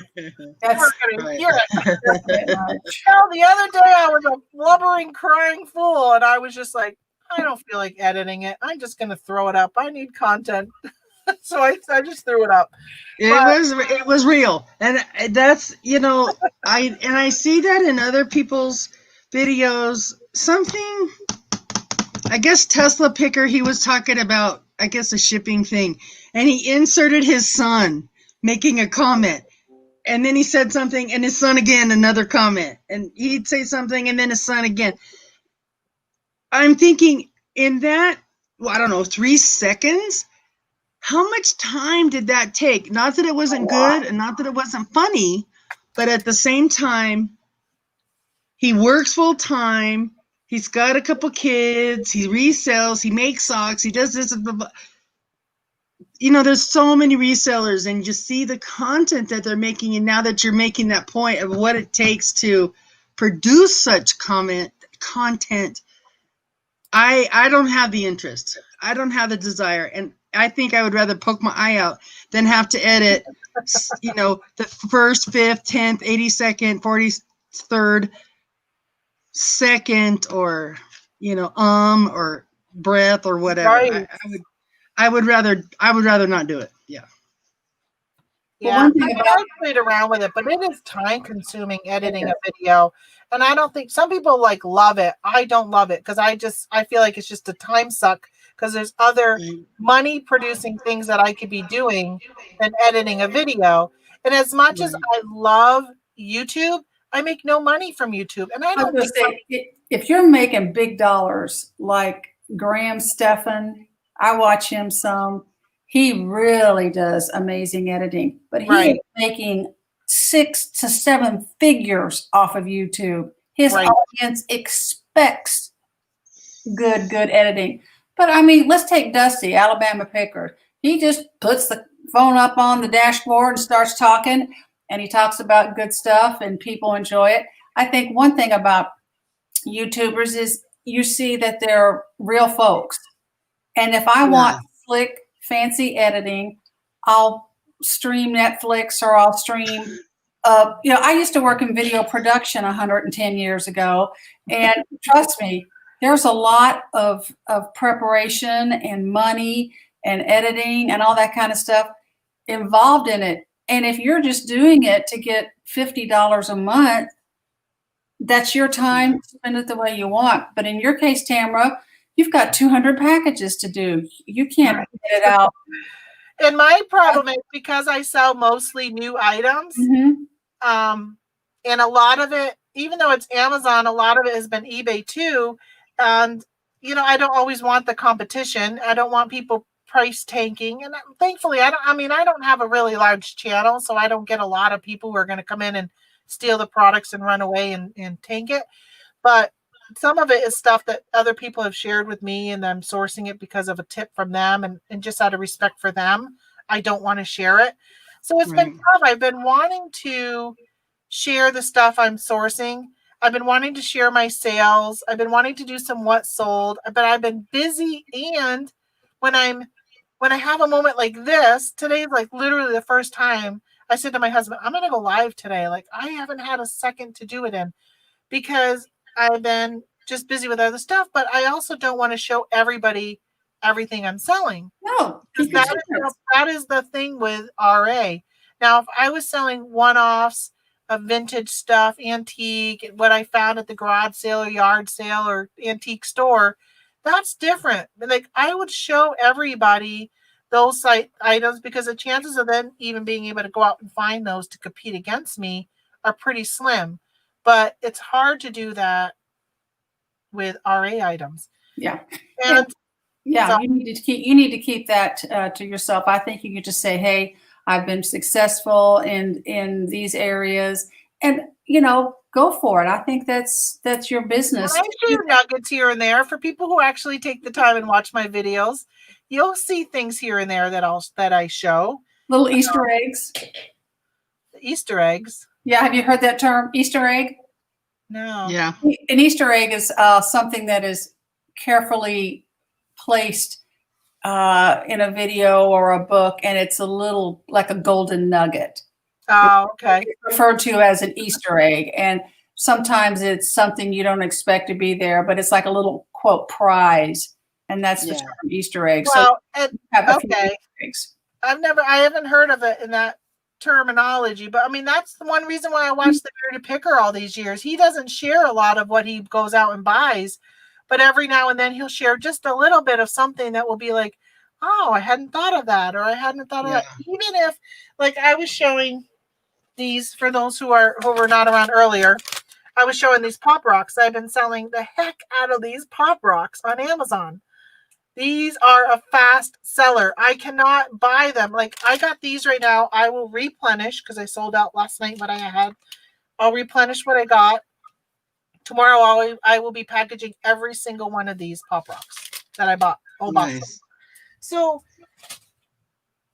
for me, like, there was one time I said to somebody, you don't need to tell me what you're selling, but when you're all sold out, because sometimes people will do that. I have a hard time. I'll watch YouTubers and they'll have recorded something 3 months ago and they're just going to barely show it today because they wanted to wait till they sold out.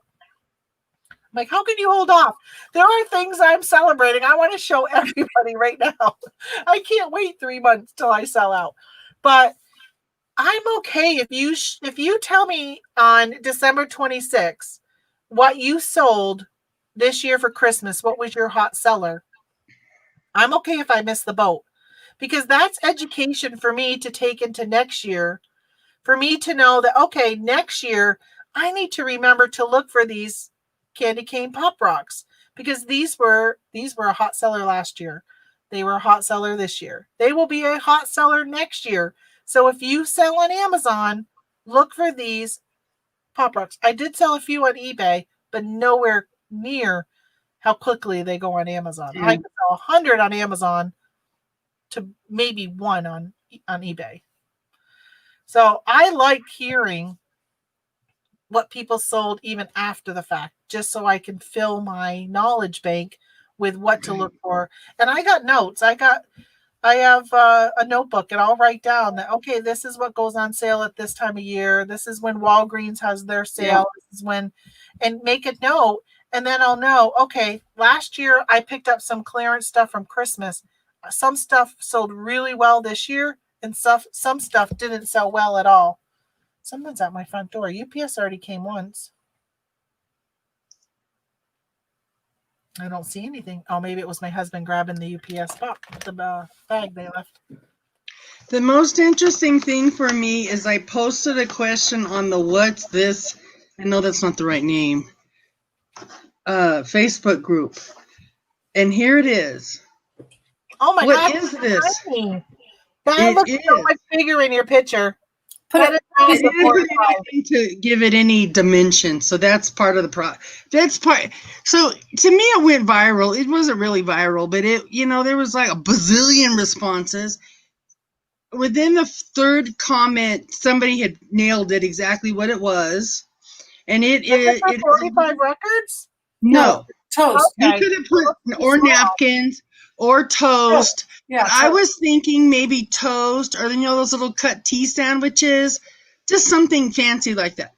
But what really got me was this wire thingy around it. So, and I've been a part of this group, and so I posted it, and it got approved, and they posted it live. It was just the funniest. Some of the things that people were saying, they would say that they put albums in it, and they remember having one of these as a kid. Part of this was a dimensional problem, so I get it. But this thing, vintage, with the original 4 little teapot, smiley face, tea bag coasters, is quite the seller. Oh, it's a Who coaster knew? holder. When did I get this? I have no idea. It like fell out of the sky. But I just knew it was something, and I got to figure out what it was. So I think I'm going to put this up for $40. Wow. Who knew? So You know what? sometimes I say go high and put best offer on it, and that's right. Mark will tell you. But it's just funny, you're saying, who knew about Pop Rocks or who knew about Oreo candy canes? Maybe you didn't that day, but you do now. You have them out there. Now I know. Yep. And somebody else in that thread said it was really the thing back then to have wire things. There were a lot of album things. There were sets of things, and my mom's got a coaster right now, and it's a wooden thing that everything was neatly packed up. Right. And yeah. And be so sure it's a shout out to the word. I wish I had the little tea bag caddies. Those little faces on those little teapots are just super cute. And now that you see one together with the 4 little plates, it's like it was made for it. Yeah. I mean, it looks exactly like it. How you could get toast in this without making a mess, I don't know. But it just. But some of the things those people were saying, it was just hilarious. Somebody said they would hold it and they would throw it at a mouse or something. It just was just the funniest. I ain't getting that close to a mouse. Yeah, nobody got upset. You could feel the fringes of people wanting to be obnoxious, but everybody held it together. But it was very sweet and it was very funny. So I want to give a shout out to getting your item identified and really properly authenticated, but properly identified so that you're really selling it for the price that it should sell for. And not go, I think this is it, $10. Are you familiar with the Reddit site, Reddit? Are you familiar with Reddit? I know of it. I'm not on it. It's a site that's got a zillion subcategories, and they have a what is this category, and a lot of it's a lot of weird stuff. And there was a fatality wreck somewhere, I want to say in the Northwest, and it was a hit and run. And part of what was left was a broken headlight or some part of a car that was left at the site of where the fatality was. Somebody put that on there and said, what car or truck is this from? Well, some guy who deals with cars and trucks identified it. They took that information and found the bad guy and arrested him. Wow. Because this guy said, nice. oh yeah, he inspected cars or he did something. And this was an old car or an old truck. And he knew exactly what that was. And the police took that information and figured it out. So go Wow. team on that. But that's kind of a fun site because a lot of times there's old antique stuff there. My mom knows a lot of that stuff because she's collected antiques forever. But sometimes people will just say, I found this in a house that I bought. What is it? Right. But that was cool to see that car part led to an arrest. I was really, really excited to hear that. Absolutely. Yeah, Absolutely. that's cool. Well, where's your cat? Doesn't your cat come down right about now, Tamara? Usually around 4. I don't know. He's Yeah, he's not around here because you'd be able to hear him, and he's not scratching at the window to come in, so he's not outdoors. But Well, my husband is home, so he's probably he could be hanging with him. Although, where's Pip? we've never seen him. Oh, he was on his bed. Oh, I like your Christmas tree. Isn't that cute? Oh, yeah, I just, let me show you something my mom and I did. We still haven't gotten our mail yet. It's 4:20 my time. I still haven't gotten my mail. My dog is in this room with me, but usually if he's out there, he'll bark a lot when the mailman comes. So I always have an alarm. But he used to come a little later, but once they had this postal freak out, he's now coming generally between 2 and 4. So Oh, that's pretty, Tamara. is that your? So these are, can't really see it good in here, but they're shaped like, let me see if you can see. Yeah.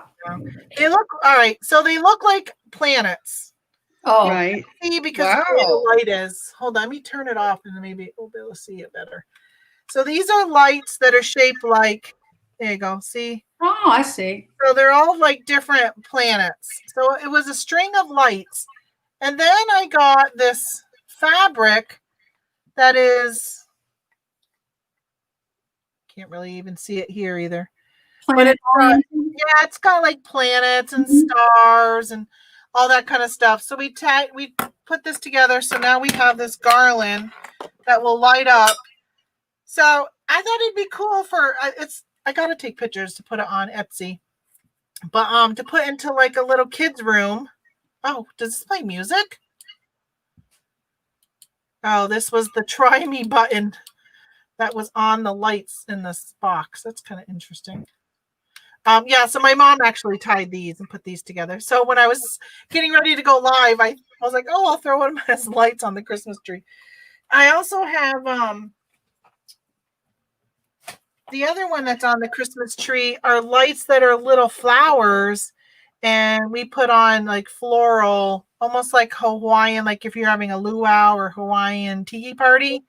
Oh, wow. Put that on your, well, you could put it in a bedroom, of course, but you could also just decorate in the summertime, your decorations for your party with the lights. So yeah, it's kind of something we've been kind of doing to relieve some stress. And we made a bunch of them for Christmas, but they were not popular. So we did have a custom order for 6 6-foot long ones. And the person sent us a picture of them. They came out really nice. They put them all the way up their banister. And they look so nice. Yeah, they look really nice. But we've seen them where they take them and they'll put them in front of like a baby's high chair for like their first birthday and stuff. Okay. And it has like decorations for the photos and all that. I know they're kind of cool. They're cool, and we've been having a really fun time making them. I don't know that this is a really good idea, but as I'm sitting here, I'm thinking, here in the Southwest, at least here in New Mexico, we have a lot of latillas, which are the round wood post that holds up the porch. And it would be interesting to see that for people. I could see people decorating around the latillas. So instead of the garland going like, swag, it could tie at the top and then go around the post. So I wonder if that would be an interesting alternative style to offer. Yeah, I don't know. Maybe. I have never heard of that celebration. Wouldn't the fabric get dirty being outside? It would, but if you put it out for a couple of months, at least here in New Mexico, it's not going to see a lot of weather. Okay. Not most likely. I'll try to send you some pictures, Tamara, and you can see. But it's basically what you're doing. It's just applied, vertical as opposed to horizontal. Okay.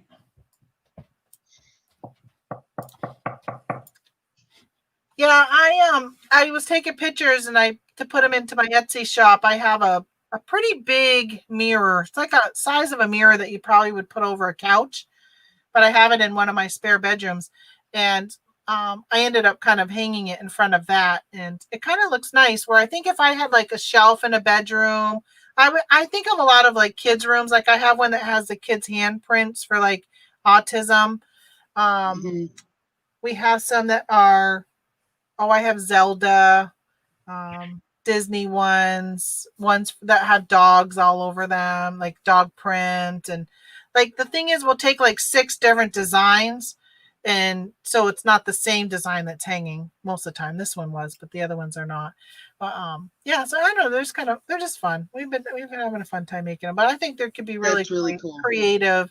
I have a big stone fireplace, so I can have the Christmas one, and it's got what's burlap in it, and like more of like a vintage look to it rather than like the bright red and bright green. It's got the darker reds and greens. It's pretty.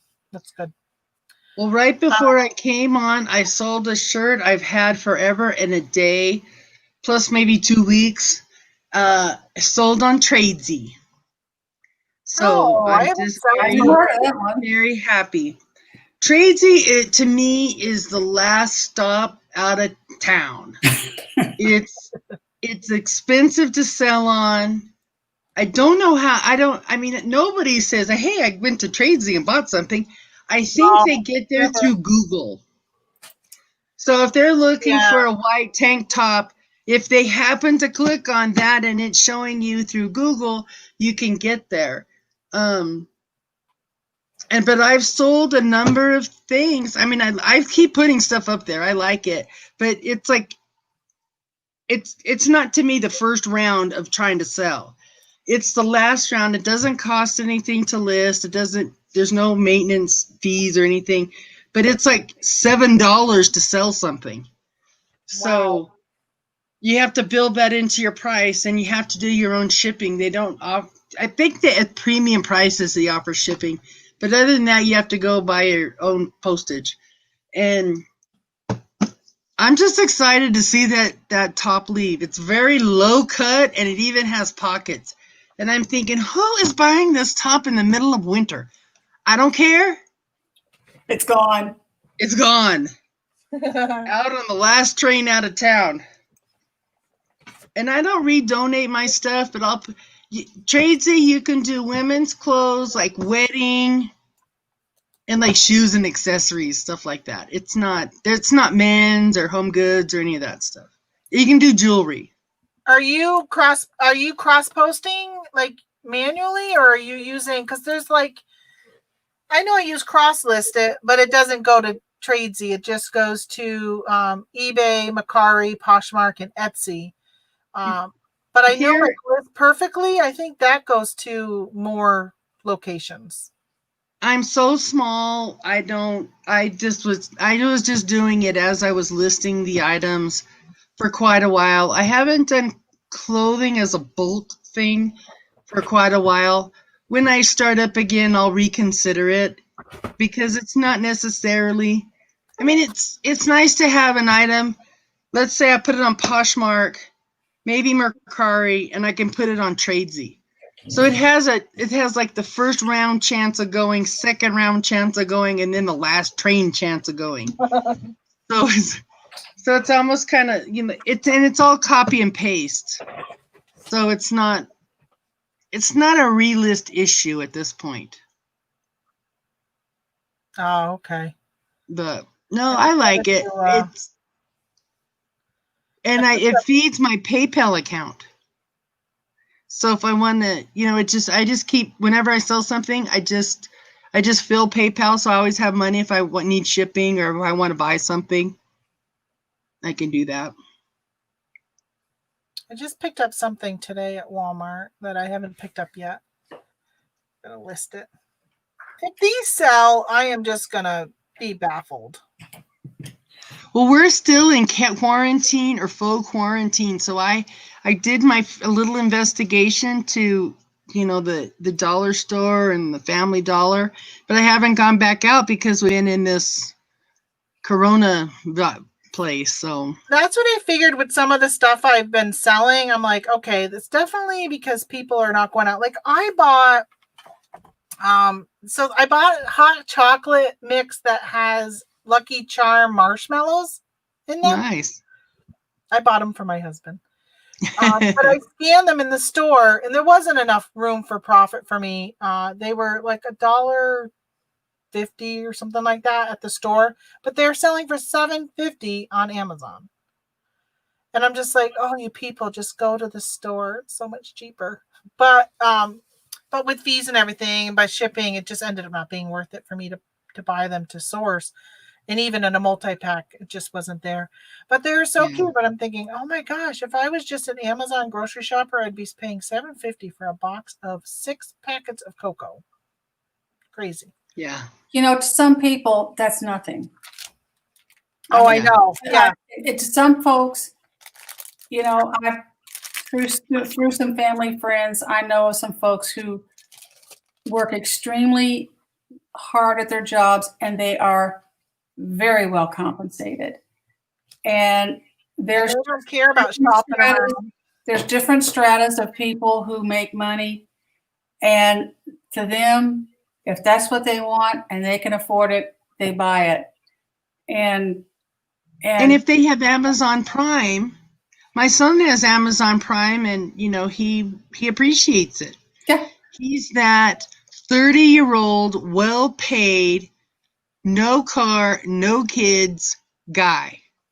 So if he wants it, he'll pay $25 for a pack of 6 hot cocoa packets. It's not like he doesn't care. He's pretty frugal, so I can say that. He wouldn't do it. But if he wanted to, he could. Yeah. And there's just a lot of people, maybe they are working at home or maybe they are working harder. They're working.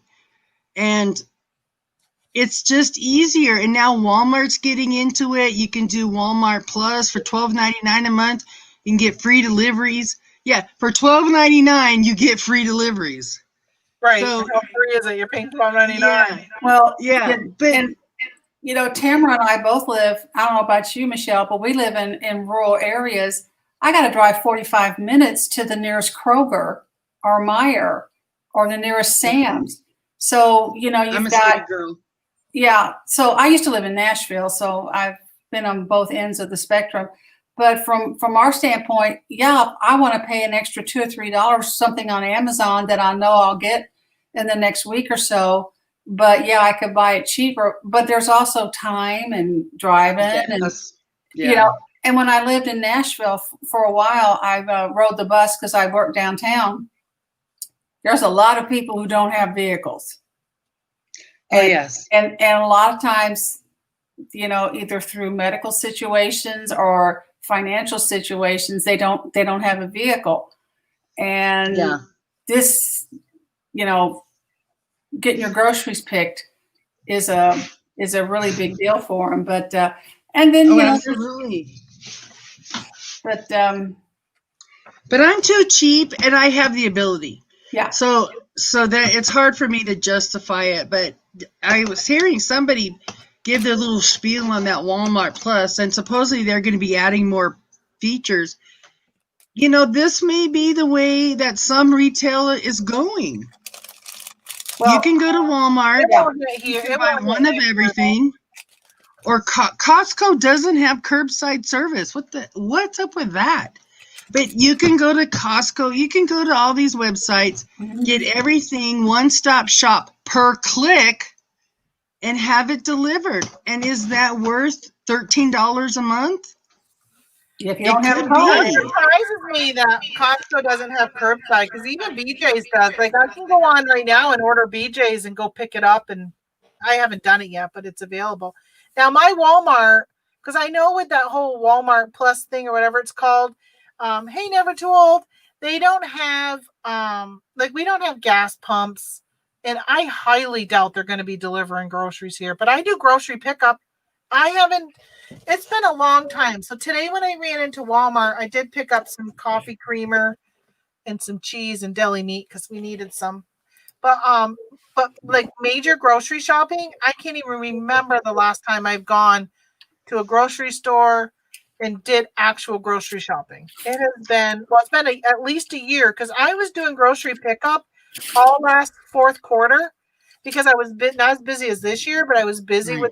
with selling that I didn't have time to grocery shop. So I was giving my husband a list and he was grocery shopping. And then we heard of grocery pickup and we started doing that. And he would go and pick up the groceries and put them away. And I'm like, this is amazing. Like, this is, and it's free. You're going to do all my grocery shopping for me and it's free. And then the other day I was with my mom at Walmart and I laughed because they're in the kids aisle. The grocery people are in the toy aisle grabbing toys. And I'm like, they're literally doing people's Christmas shopping for them right now. Like, this is, that is just amazing. Just, I love it. Yeah. I like going to the grocery store when no one's there. So the last few times, and I don't do like major grocery shops, but I've gone at 6 a.m., but between like 6 and 8. And I like going, and it's just me and, a good half a dozen couple customers and the workers. Not to say that we don't have the COVID with that many people, but at least you feel like you have a fighting chance of not breathing in someone else's air. And there's not a lot of people. So but that's primarily what you see are those shop pickers, whatever they're called. I know there's not a good name for them. I call them personal shoppers, but there needs to be a better name for, shop and pick, but I just call them personal shoppers. But, well, there's Instacart people. There's the grocery store. Actually, they probably have actual employees that are doing it. And I asked one of them one day if it was a good deal, and he said yes. I still haven't done it. I don't know. I just feel too cheap, and I like the manager specials, and that you can't see them when you don't go to the grocery store. We have are you familiar with Meijer at all? We don't have Meijers here. Yeah, but we have Smith's, which is like Kroger. Yeah, it's kind of like a super Walmart because it's a little fancier and it's got a better selection of items. And there's one near about 45 minutes from where we live. And we like the way the store is laid out and everything. And there's this one lady we see in there. We saw her this summer a lot. We called her the shopping lady because you could tell that I think she must have been Instacart because she didn't work for Meijer. Mm-hmm. But she was running down those aisles and she had her bags and she was picking. and Mom and I go, it's the shopping lady. And she was probably taking stuff to people's homes. But we would ask her, where's this? It's at the aisle 2, down at the bottom. She knew exactly where everything was. But that's a good idea, Delia. Instacart service. I'll have to really look into that. It depends on how much it is. But to be able to per item certain things. And my mother is a micro super spreader by herself. She loves going places and doing things. She's not sick, and I don't think she's not safe, but she just likes to go to the thrift store and to Costco and to Smith's and to Albertsons and to, wherever. She can't really go to the mall, but she just doesn't want to stay home. And she's 74 and she's able-bodied. And if she is symptomatic, she is asymptomatic. So you can't tell her to stay home in that way. The governor put a clamp down on the state, so that's keeping her home relatively. But she goes here, there, and everywhere. It would be interesting to have some sort of delivery system like that. I like that idea. Do you know whether or not they bring it into your house or if they just leave it on your front porch? Because my mother needs somebody to carry the stuff into her house because she does grocery pickup. Now, this is weird because she lives about 35 minutes from me. And she goes to Walmart for her grocery pickup. I do my grocery pickup at my Walmart. They put it into the bag, because here in New York, you have to bring your own bags. They don't give you bags and shit. So we're a plastic-free, stupid state. But That's too no, relatively. wait a minute. I can still have a plastic cup and a plastic straw, though. But in her town of Messina, they won't touch your bags. So she's got to get out of the car and take their stuff and put it into the back of her car in her bags. Mine, I just pop open my back and they just throw it into my IKEA bags and away I go. But when Right. she gets home, she then has to bring them in the house, and she's not physically able to keep up with this pace of doing her stuff. So Yeah. she's been talking about doing Instacart. I'm like, well, it costs for Instacart, and then you got to tip whoever it is. But if they're just going to bring it and leave it on her front porch, she might as well just continue to do the Walmart pickup. She needs Right. somebody to bring them in, because that's her hardest part, is from the car into the house. But You if might she find a bring them in, personal shopper or just a regular neighborhood handy helper Heloise personal shopper.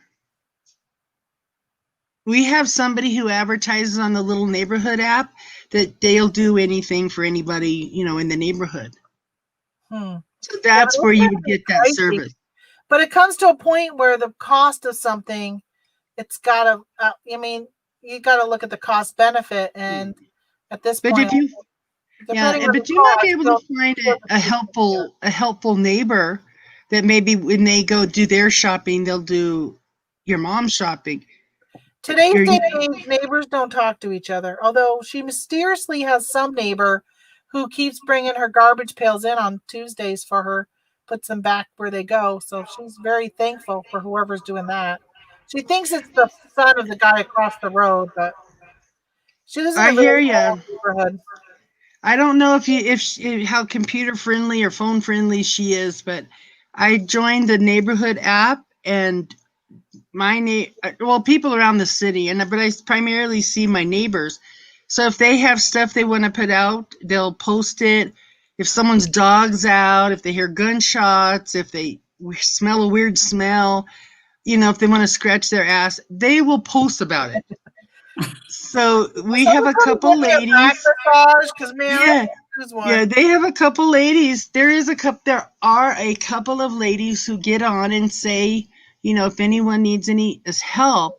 And I don't know that they're asking for money, but if, she's trying to do something continual, but she might find a helpful person Right. in the neighborhood, in her little neighborhood.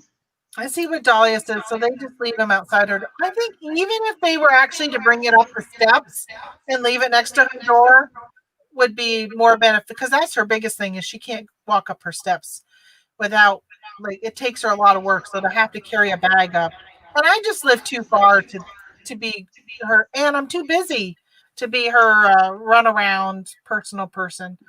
Yeah. So it just would be nice to be able to find something that's just a little easier for her. Is she a member of a church? No, she's not a member of anything. Well, even if she's not a member of a church, she might reach out to the youth minister at a local church and say, hey, I've got some health challenges, and do any of the teenagers here want some little pickup work?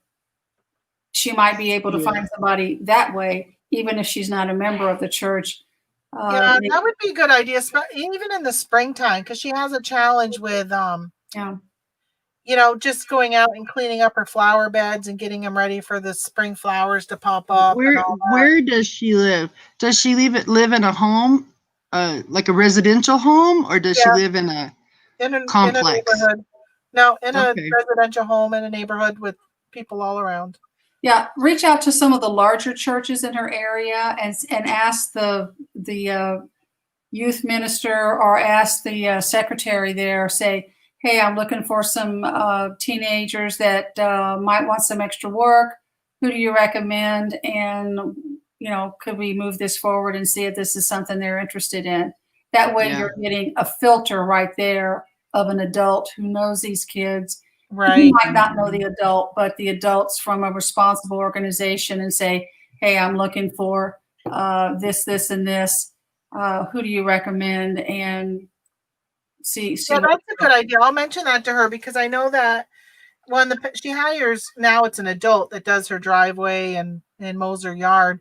But in the past, she had a school kid at a.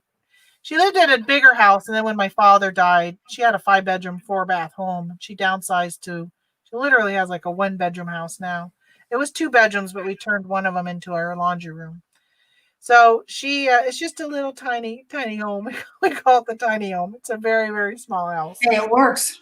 The closest high school to me, which is within a mile, the football coach hires out the footballers Yep. to do yard work. Yep. So there may be, I don't know, kids aren't in school per se, but maybe reaching out to the school, there might be Good a idea. home ec group. There might be a group of students that are doing things for the people in the neighborhood to make money. Do you have FFA, Future Farmers of America, up there, or 4-H, or? I'm sure we have 4-H, but I don't know because my kids didn't go to the schools around here because we moved here after. I'm not talking about where your mother lives. Yeah, I have no idea what. Maybe that's what I'm saying. I don't know what the school systems have because my mom, where she lives, I mean, she just moved over here. I don't know, 15, 20 years ago. Like she was in Vermont too. Like I was born and bred in Vermont. Maybe Boy Scouts, the Eagle Scouts, because they're kind of the higher level and a little bit older. Or Girl Scouts. Yeah. Yeah. But yeah. I like the idea of the church. I'll mention that because there's a lot of churches in the area. Yeah, and you kind of trust if they're going to refer somebody, that say this is what, and she wants to, meet them there at the church and interview them or over the phone or whatever. But it's an opportunity to see what's out there. Does she have any friends? I don't know. That sounded very loaded. I'm sorry, but I know. No, I know. I mean, she's got friends, but I mean, honestly, since my father passed 3 years ago, they've pretty much have all gone away, and she's just been so depressed. And now with COVID, she literally leaves her house to go get groceries at Walmart, and that's it. And honestly, if she had Instacart, it would be one less reason for her to leave the house. She would probably never leave the house. My mom has a few friends, and they're all starting to Zoom. Oh, really? Which is good in a weird way, but I know she's just a very social creature. That she needs people. I should Zoom in January. So we have a group that my mom's part of. We call ourselves the Golden Girls, which they're actually all old. I'm the young one. I just bought this. I wanted to I just got this Golden Girls notebook. It's a guided journal. It's called. It has like all these little scenes, and then you're to like write in it or whatever. But I think next time we get together, we used to play cards all the time in left, right, center, and Pokino, and all these other things. We had a lot of fun, but we haven't done it. Well, a little over a year. It's been before COVID, but obviously COVID put a damper in getting it going again. But I'm wondering if they would want to do that via Zoom. That would be a lot of fun, or at least would you StreamYard maybe? Yeah. I'm a member of a sewing organization, and we have our sewing meetings once a month over Zoom, and we'll have a presentation or we'll talk about stuff. So, if you can do sewing stuff over Zoom, you can do just about anything. And then we've had some demos of teaching folks who are doing things, and they've got their cameras all set up. And I watch this lady on Facebook, and she's showing things, and I'm like, well, okay, let's fire it up. Let's do it. So the stitching bitch meets Zoom. But I'm loving Zoom, and I'm really hoping that after this everything kind of goes away, we get life back to our new normal. One of the things I've really been enjoying, and it actually is going to happen in 11 minutes, is our county legislatures every Monday night now at 6, they televise or put out, that's actually on YouTube, their meeting. And I have really enjoyed getting to know, because, we're new to this area, and I'm new to even the political structure of New York is completely different than Vermont and how it ran, even at the city level, the county, the state, everything is so different, and how it's who you elect. And it's just weird.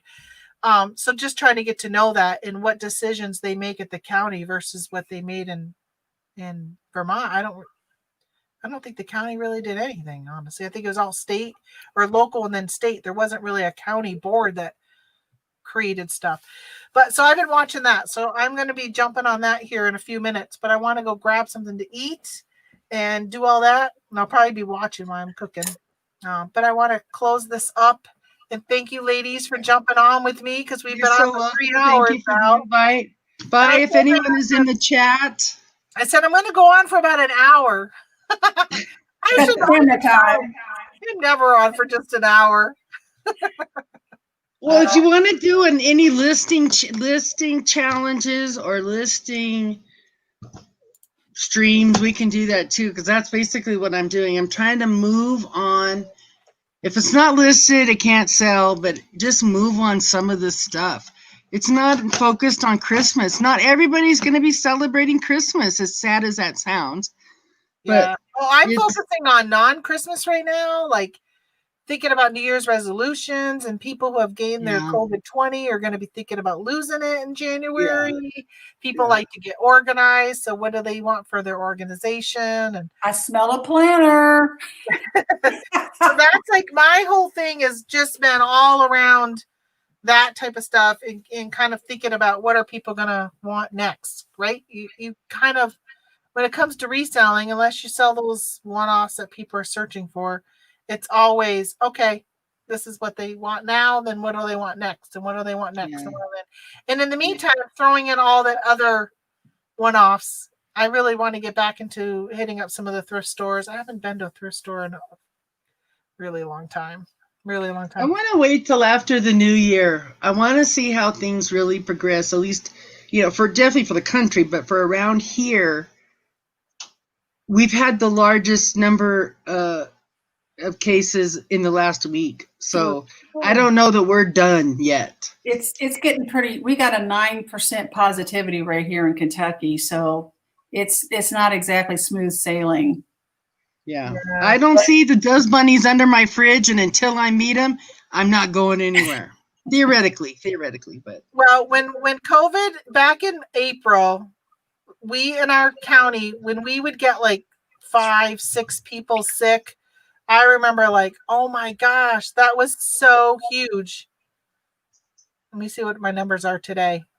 So I think at one point we were like 20 people. So today, this is as of Friday, active cases in our county, is 376, which is a ton for our area. So our biggest thing is a nursing home got hit, which unfortunately, after when my father passed last year, 3 years ago, last year, my mother heard about an old friend of hers, which was her first boyfriend. Was in the nursing home. Hey, this is Sprucey. So she went to go visit him, and she's been visiting him every day from August until March, when she was told she can't go anymore. And then up until like September, they opened it back up, but you had to get a COVID test every day. So she went and got her COVID test every day, or every week, I mean. And then once it was negative, she was able to go into the nursing home. But outdoors, 6 feet apart, wearing a mask. I thought I saw something they wanted us to go to 21 feet.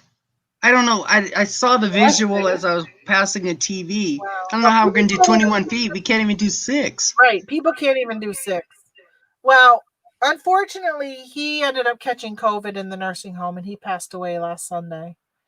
So now she's just even more depressed, because that was like one of the things that she kind of looked forward to, is being able to. She had been FaceTiming him for the last, I don't know, September she went and saw him, and then October she FaceTimed him, because It was too much to get the COVID test every week. And then she FaceTimed him. And what was so sad is that when she knew he had COVID and he was having trouble breathing, and then this was all within like a 3 or 4 day period. He was on morphine. And that we pretty much were like, okay, he's still on morphine. They're making him comfortable. And she just wanted to FaceTime him to be able to say goodbye. And there was nobody, their staff. So 85% of the residents of this nursing home got COVID, and something over half of their, I don't know, above 50%, I don't know the number, of their staff had gotten COVID. And so there was nobody to even let her FaceTime him or anything. So she never had a chance to say goodbye. That's just crazy. I did a video, to wrap it up, I did a video chat with my primary, and he said of his 300 Payless patient pool, he's had 2 die of COVID. He didn't see them personally, but he did know they died of COVID. But his wife is a nurse at the ER at one of the biggest hospitals for Albuquerque downtown. And he said it is just a nightmare in the emergency room. So I do believe there's pockets, but how do we know when we're entering a pocket? Just stay in our bubble. And I will say that had Tom, the gentleman who passed, had he not been in a nursing home, had he been at home, right, he probably would have survived. But because he was already in a nursing home, he had dementia, so he was already kind of like terminal, that there's no doubt that his family and himself had a DNR. So they probably didn't give him anything but the morphine to keep him comfortable. There was no Remdesivir or whatever it's called, all that stuff that people who get COVID now, such a high success recovery rate because there's such good therapeutic medicines to help you with it that you can recover from it. But when you're on a pretty much terminal, people are just, that's why so many die in a nursing home. There's no doubt in my mind. It's because they just don't give them the medicine to make them better. What are they going to do? Are they going to cure cancer or, run the Olympics or, not to say they're not a value. Oh, no, but, I'm not saying that's not the right decision. But at the same time. No, because my father, when he was in the nursing home, he was on a DNR. He was on a, make him comfortable no matter what he got. If he had a urinary tract infection, he would not have gotten medicine for it because he was at the stage where it's time for him to go. Yeah. I mean, I know it sounds kind of heartless just saying that, but there's no recovering from Alzheimer's when you're in your extreme late stage. Right. And you're bedridden and sometimes not opening your eyes for days on end. It's at that point. I don't ever want to be a vegetable. No. And so good for him. Unfortunate, but it's unfortunate for those left behind, but it's better for him right now because he's been stuck in a wheelchair in a bed for years and years. And when my mom started going to see him again in September, he wouldn't even open his eyes when she would go visit him. She would talk to him and play country music, and he would just sit 6 feet away from her and not talk, not open his eyes. He would just sit there in his wheelchair. Crazy. So, yeah. All right. We ended up on a kind of a ooky note, though. All right. Well, we'll get out there and make some sales tonight. Right. I'm going to make some sales tonight. Holly, good to see you. And Tamara, good to see you. Get your bookkeeping caught up. Taxes are right around the corner. Yes. All right. I'll see you guys later. Thanks so much. Okay. Take care. Talk Bye, to you soon. everyone. Okay. Bye.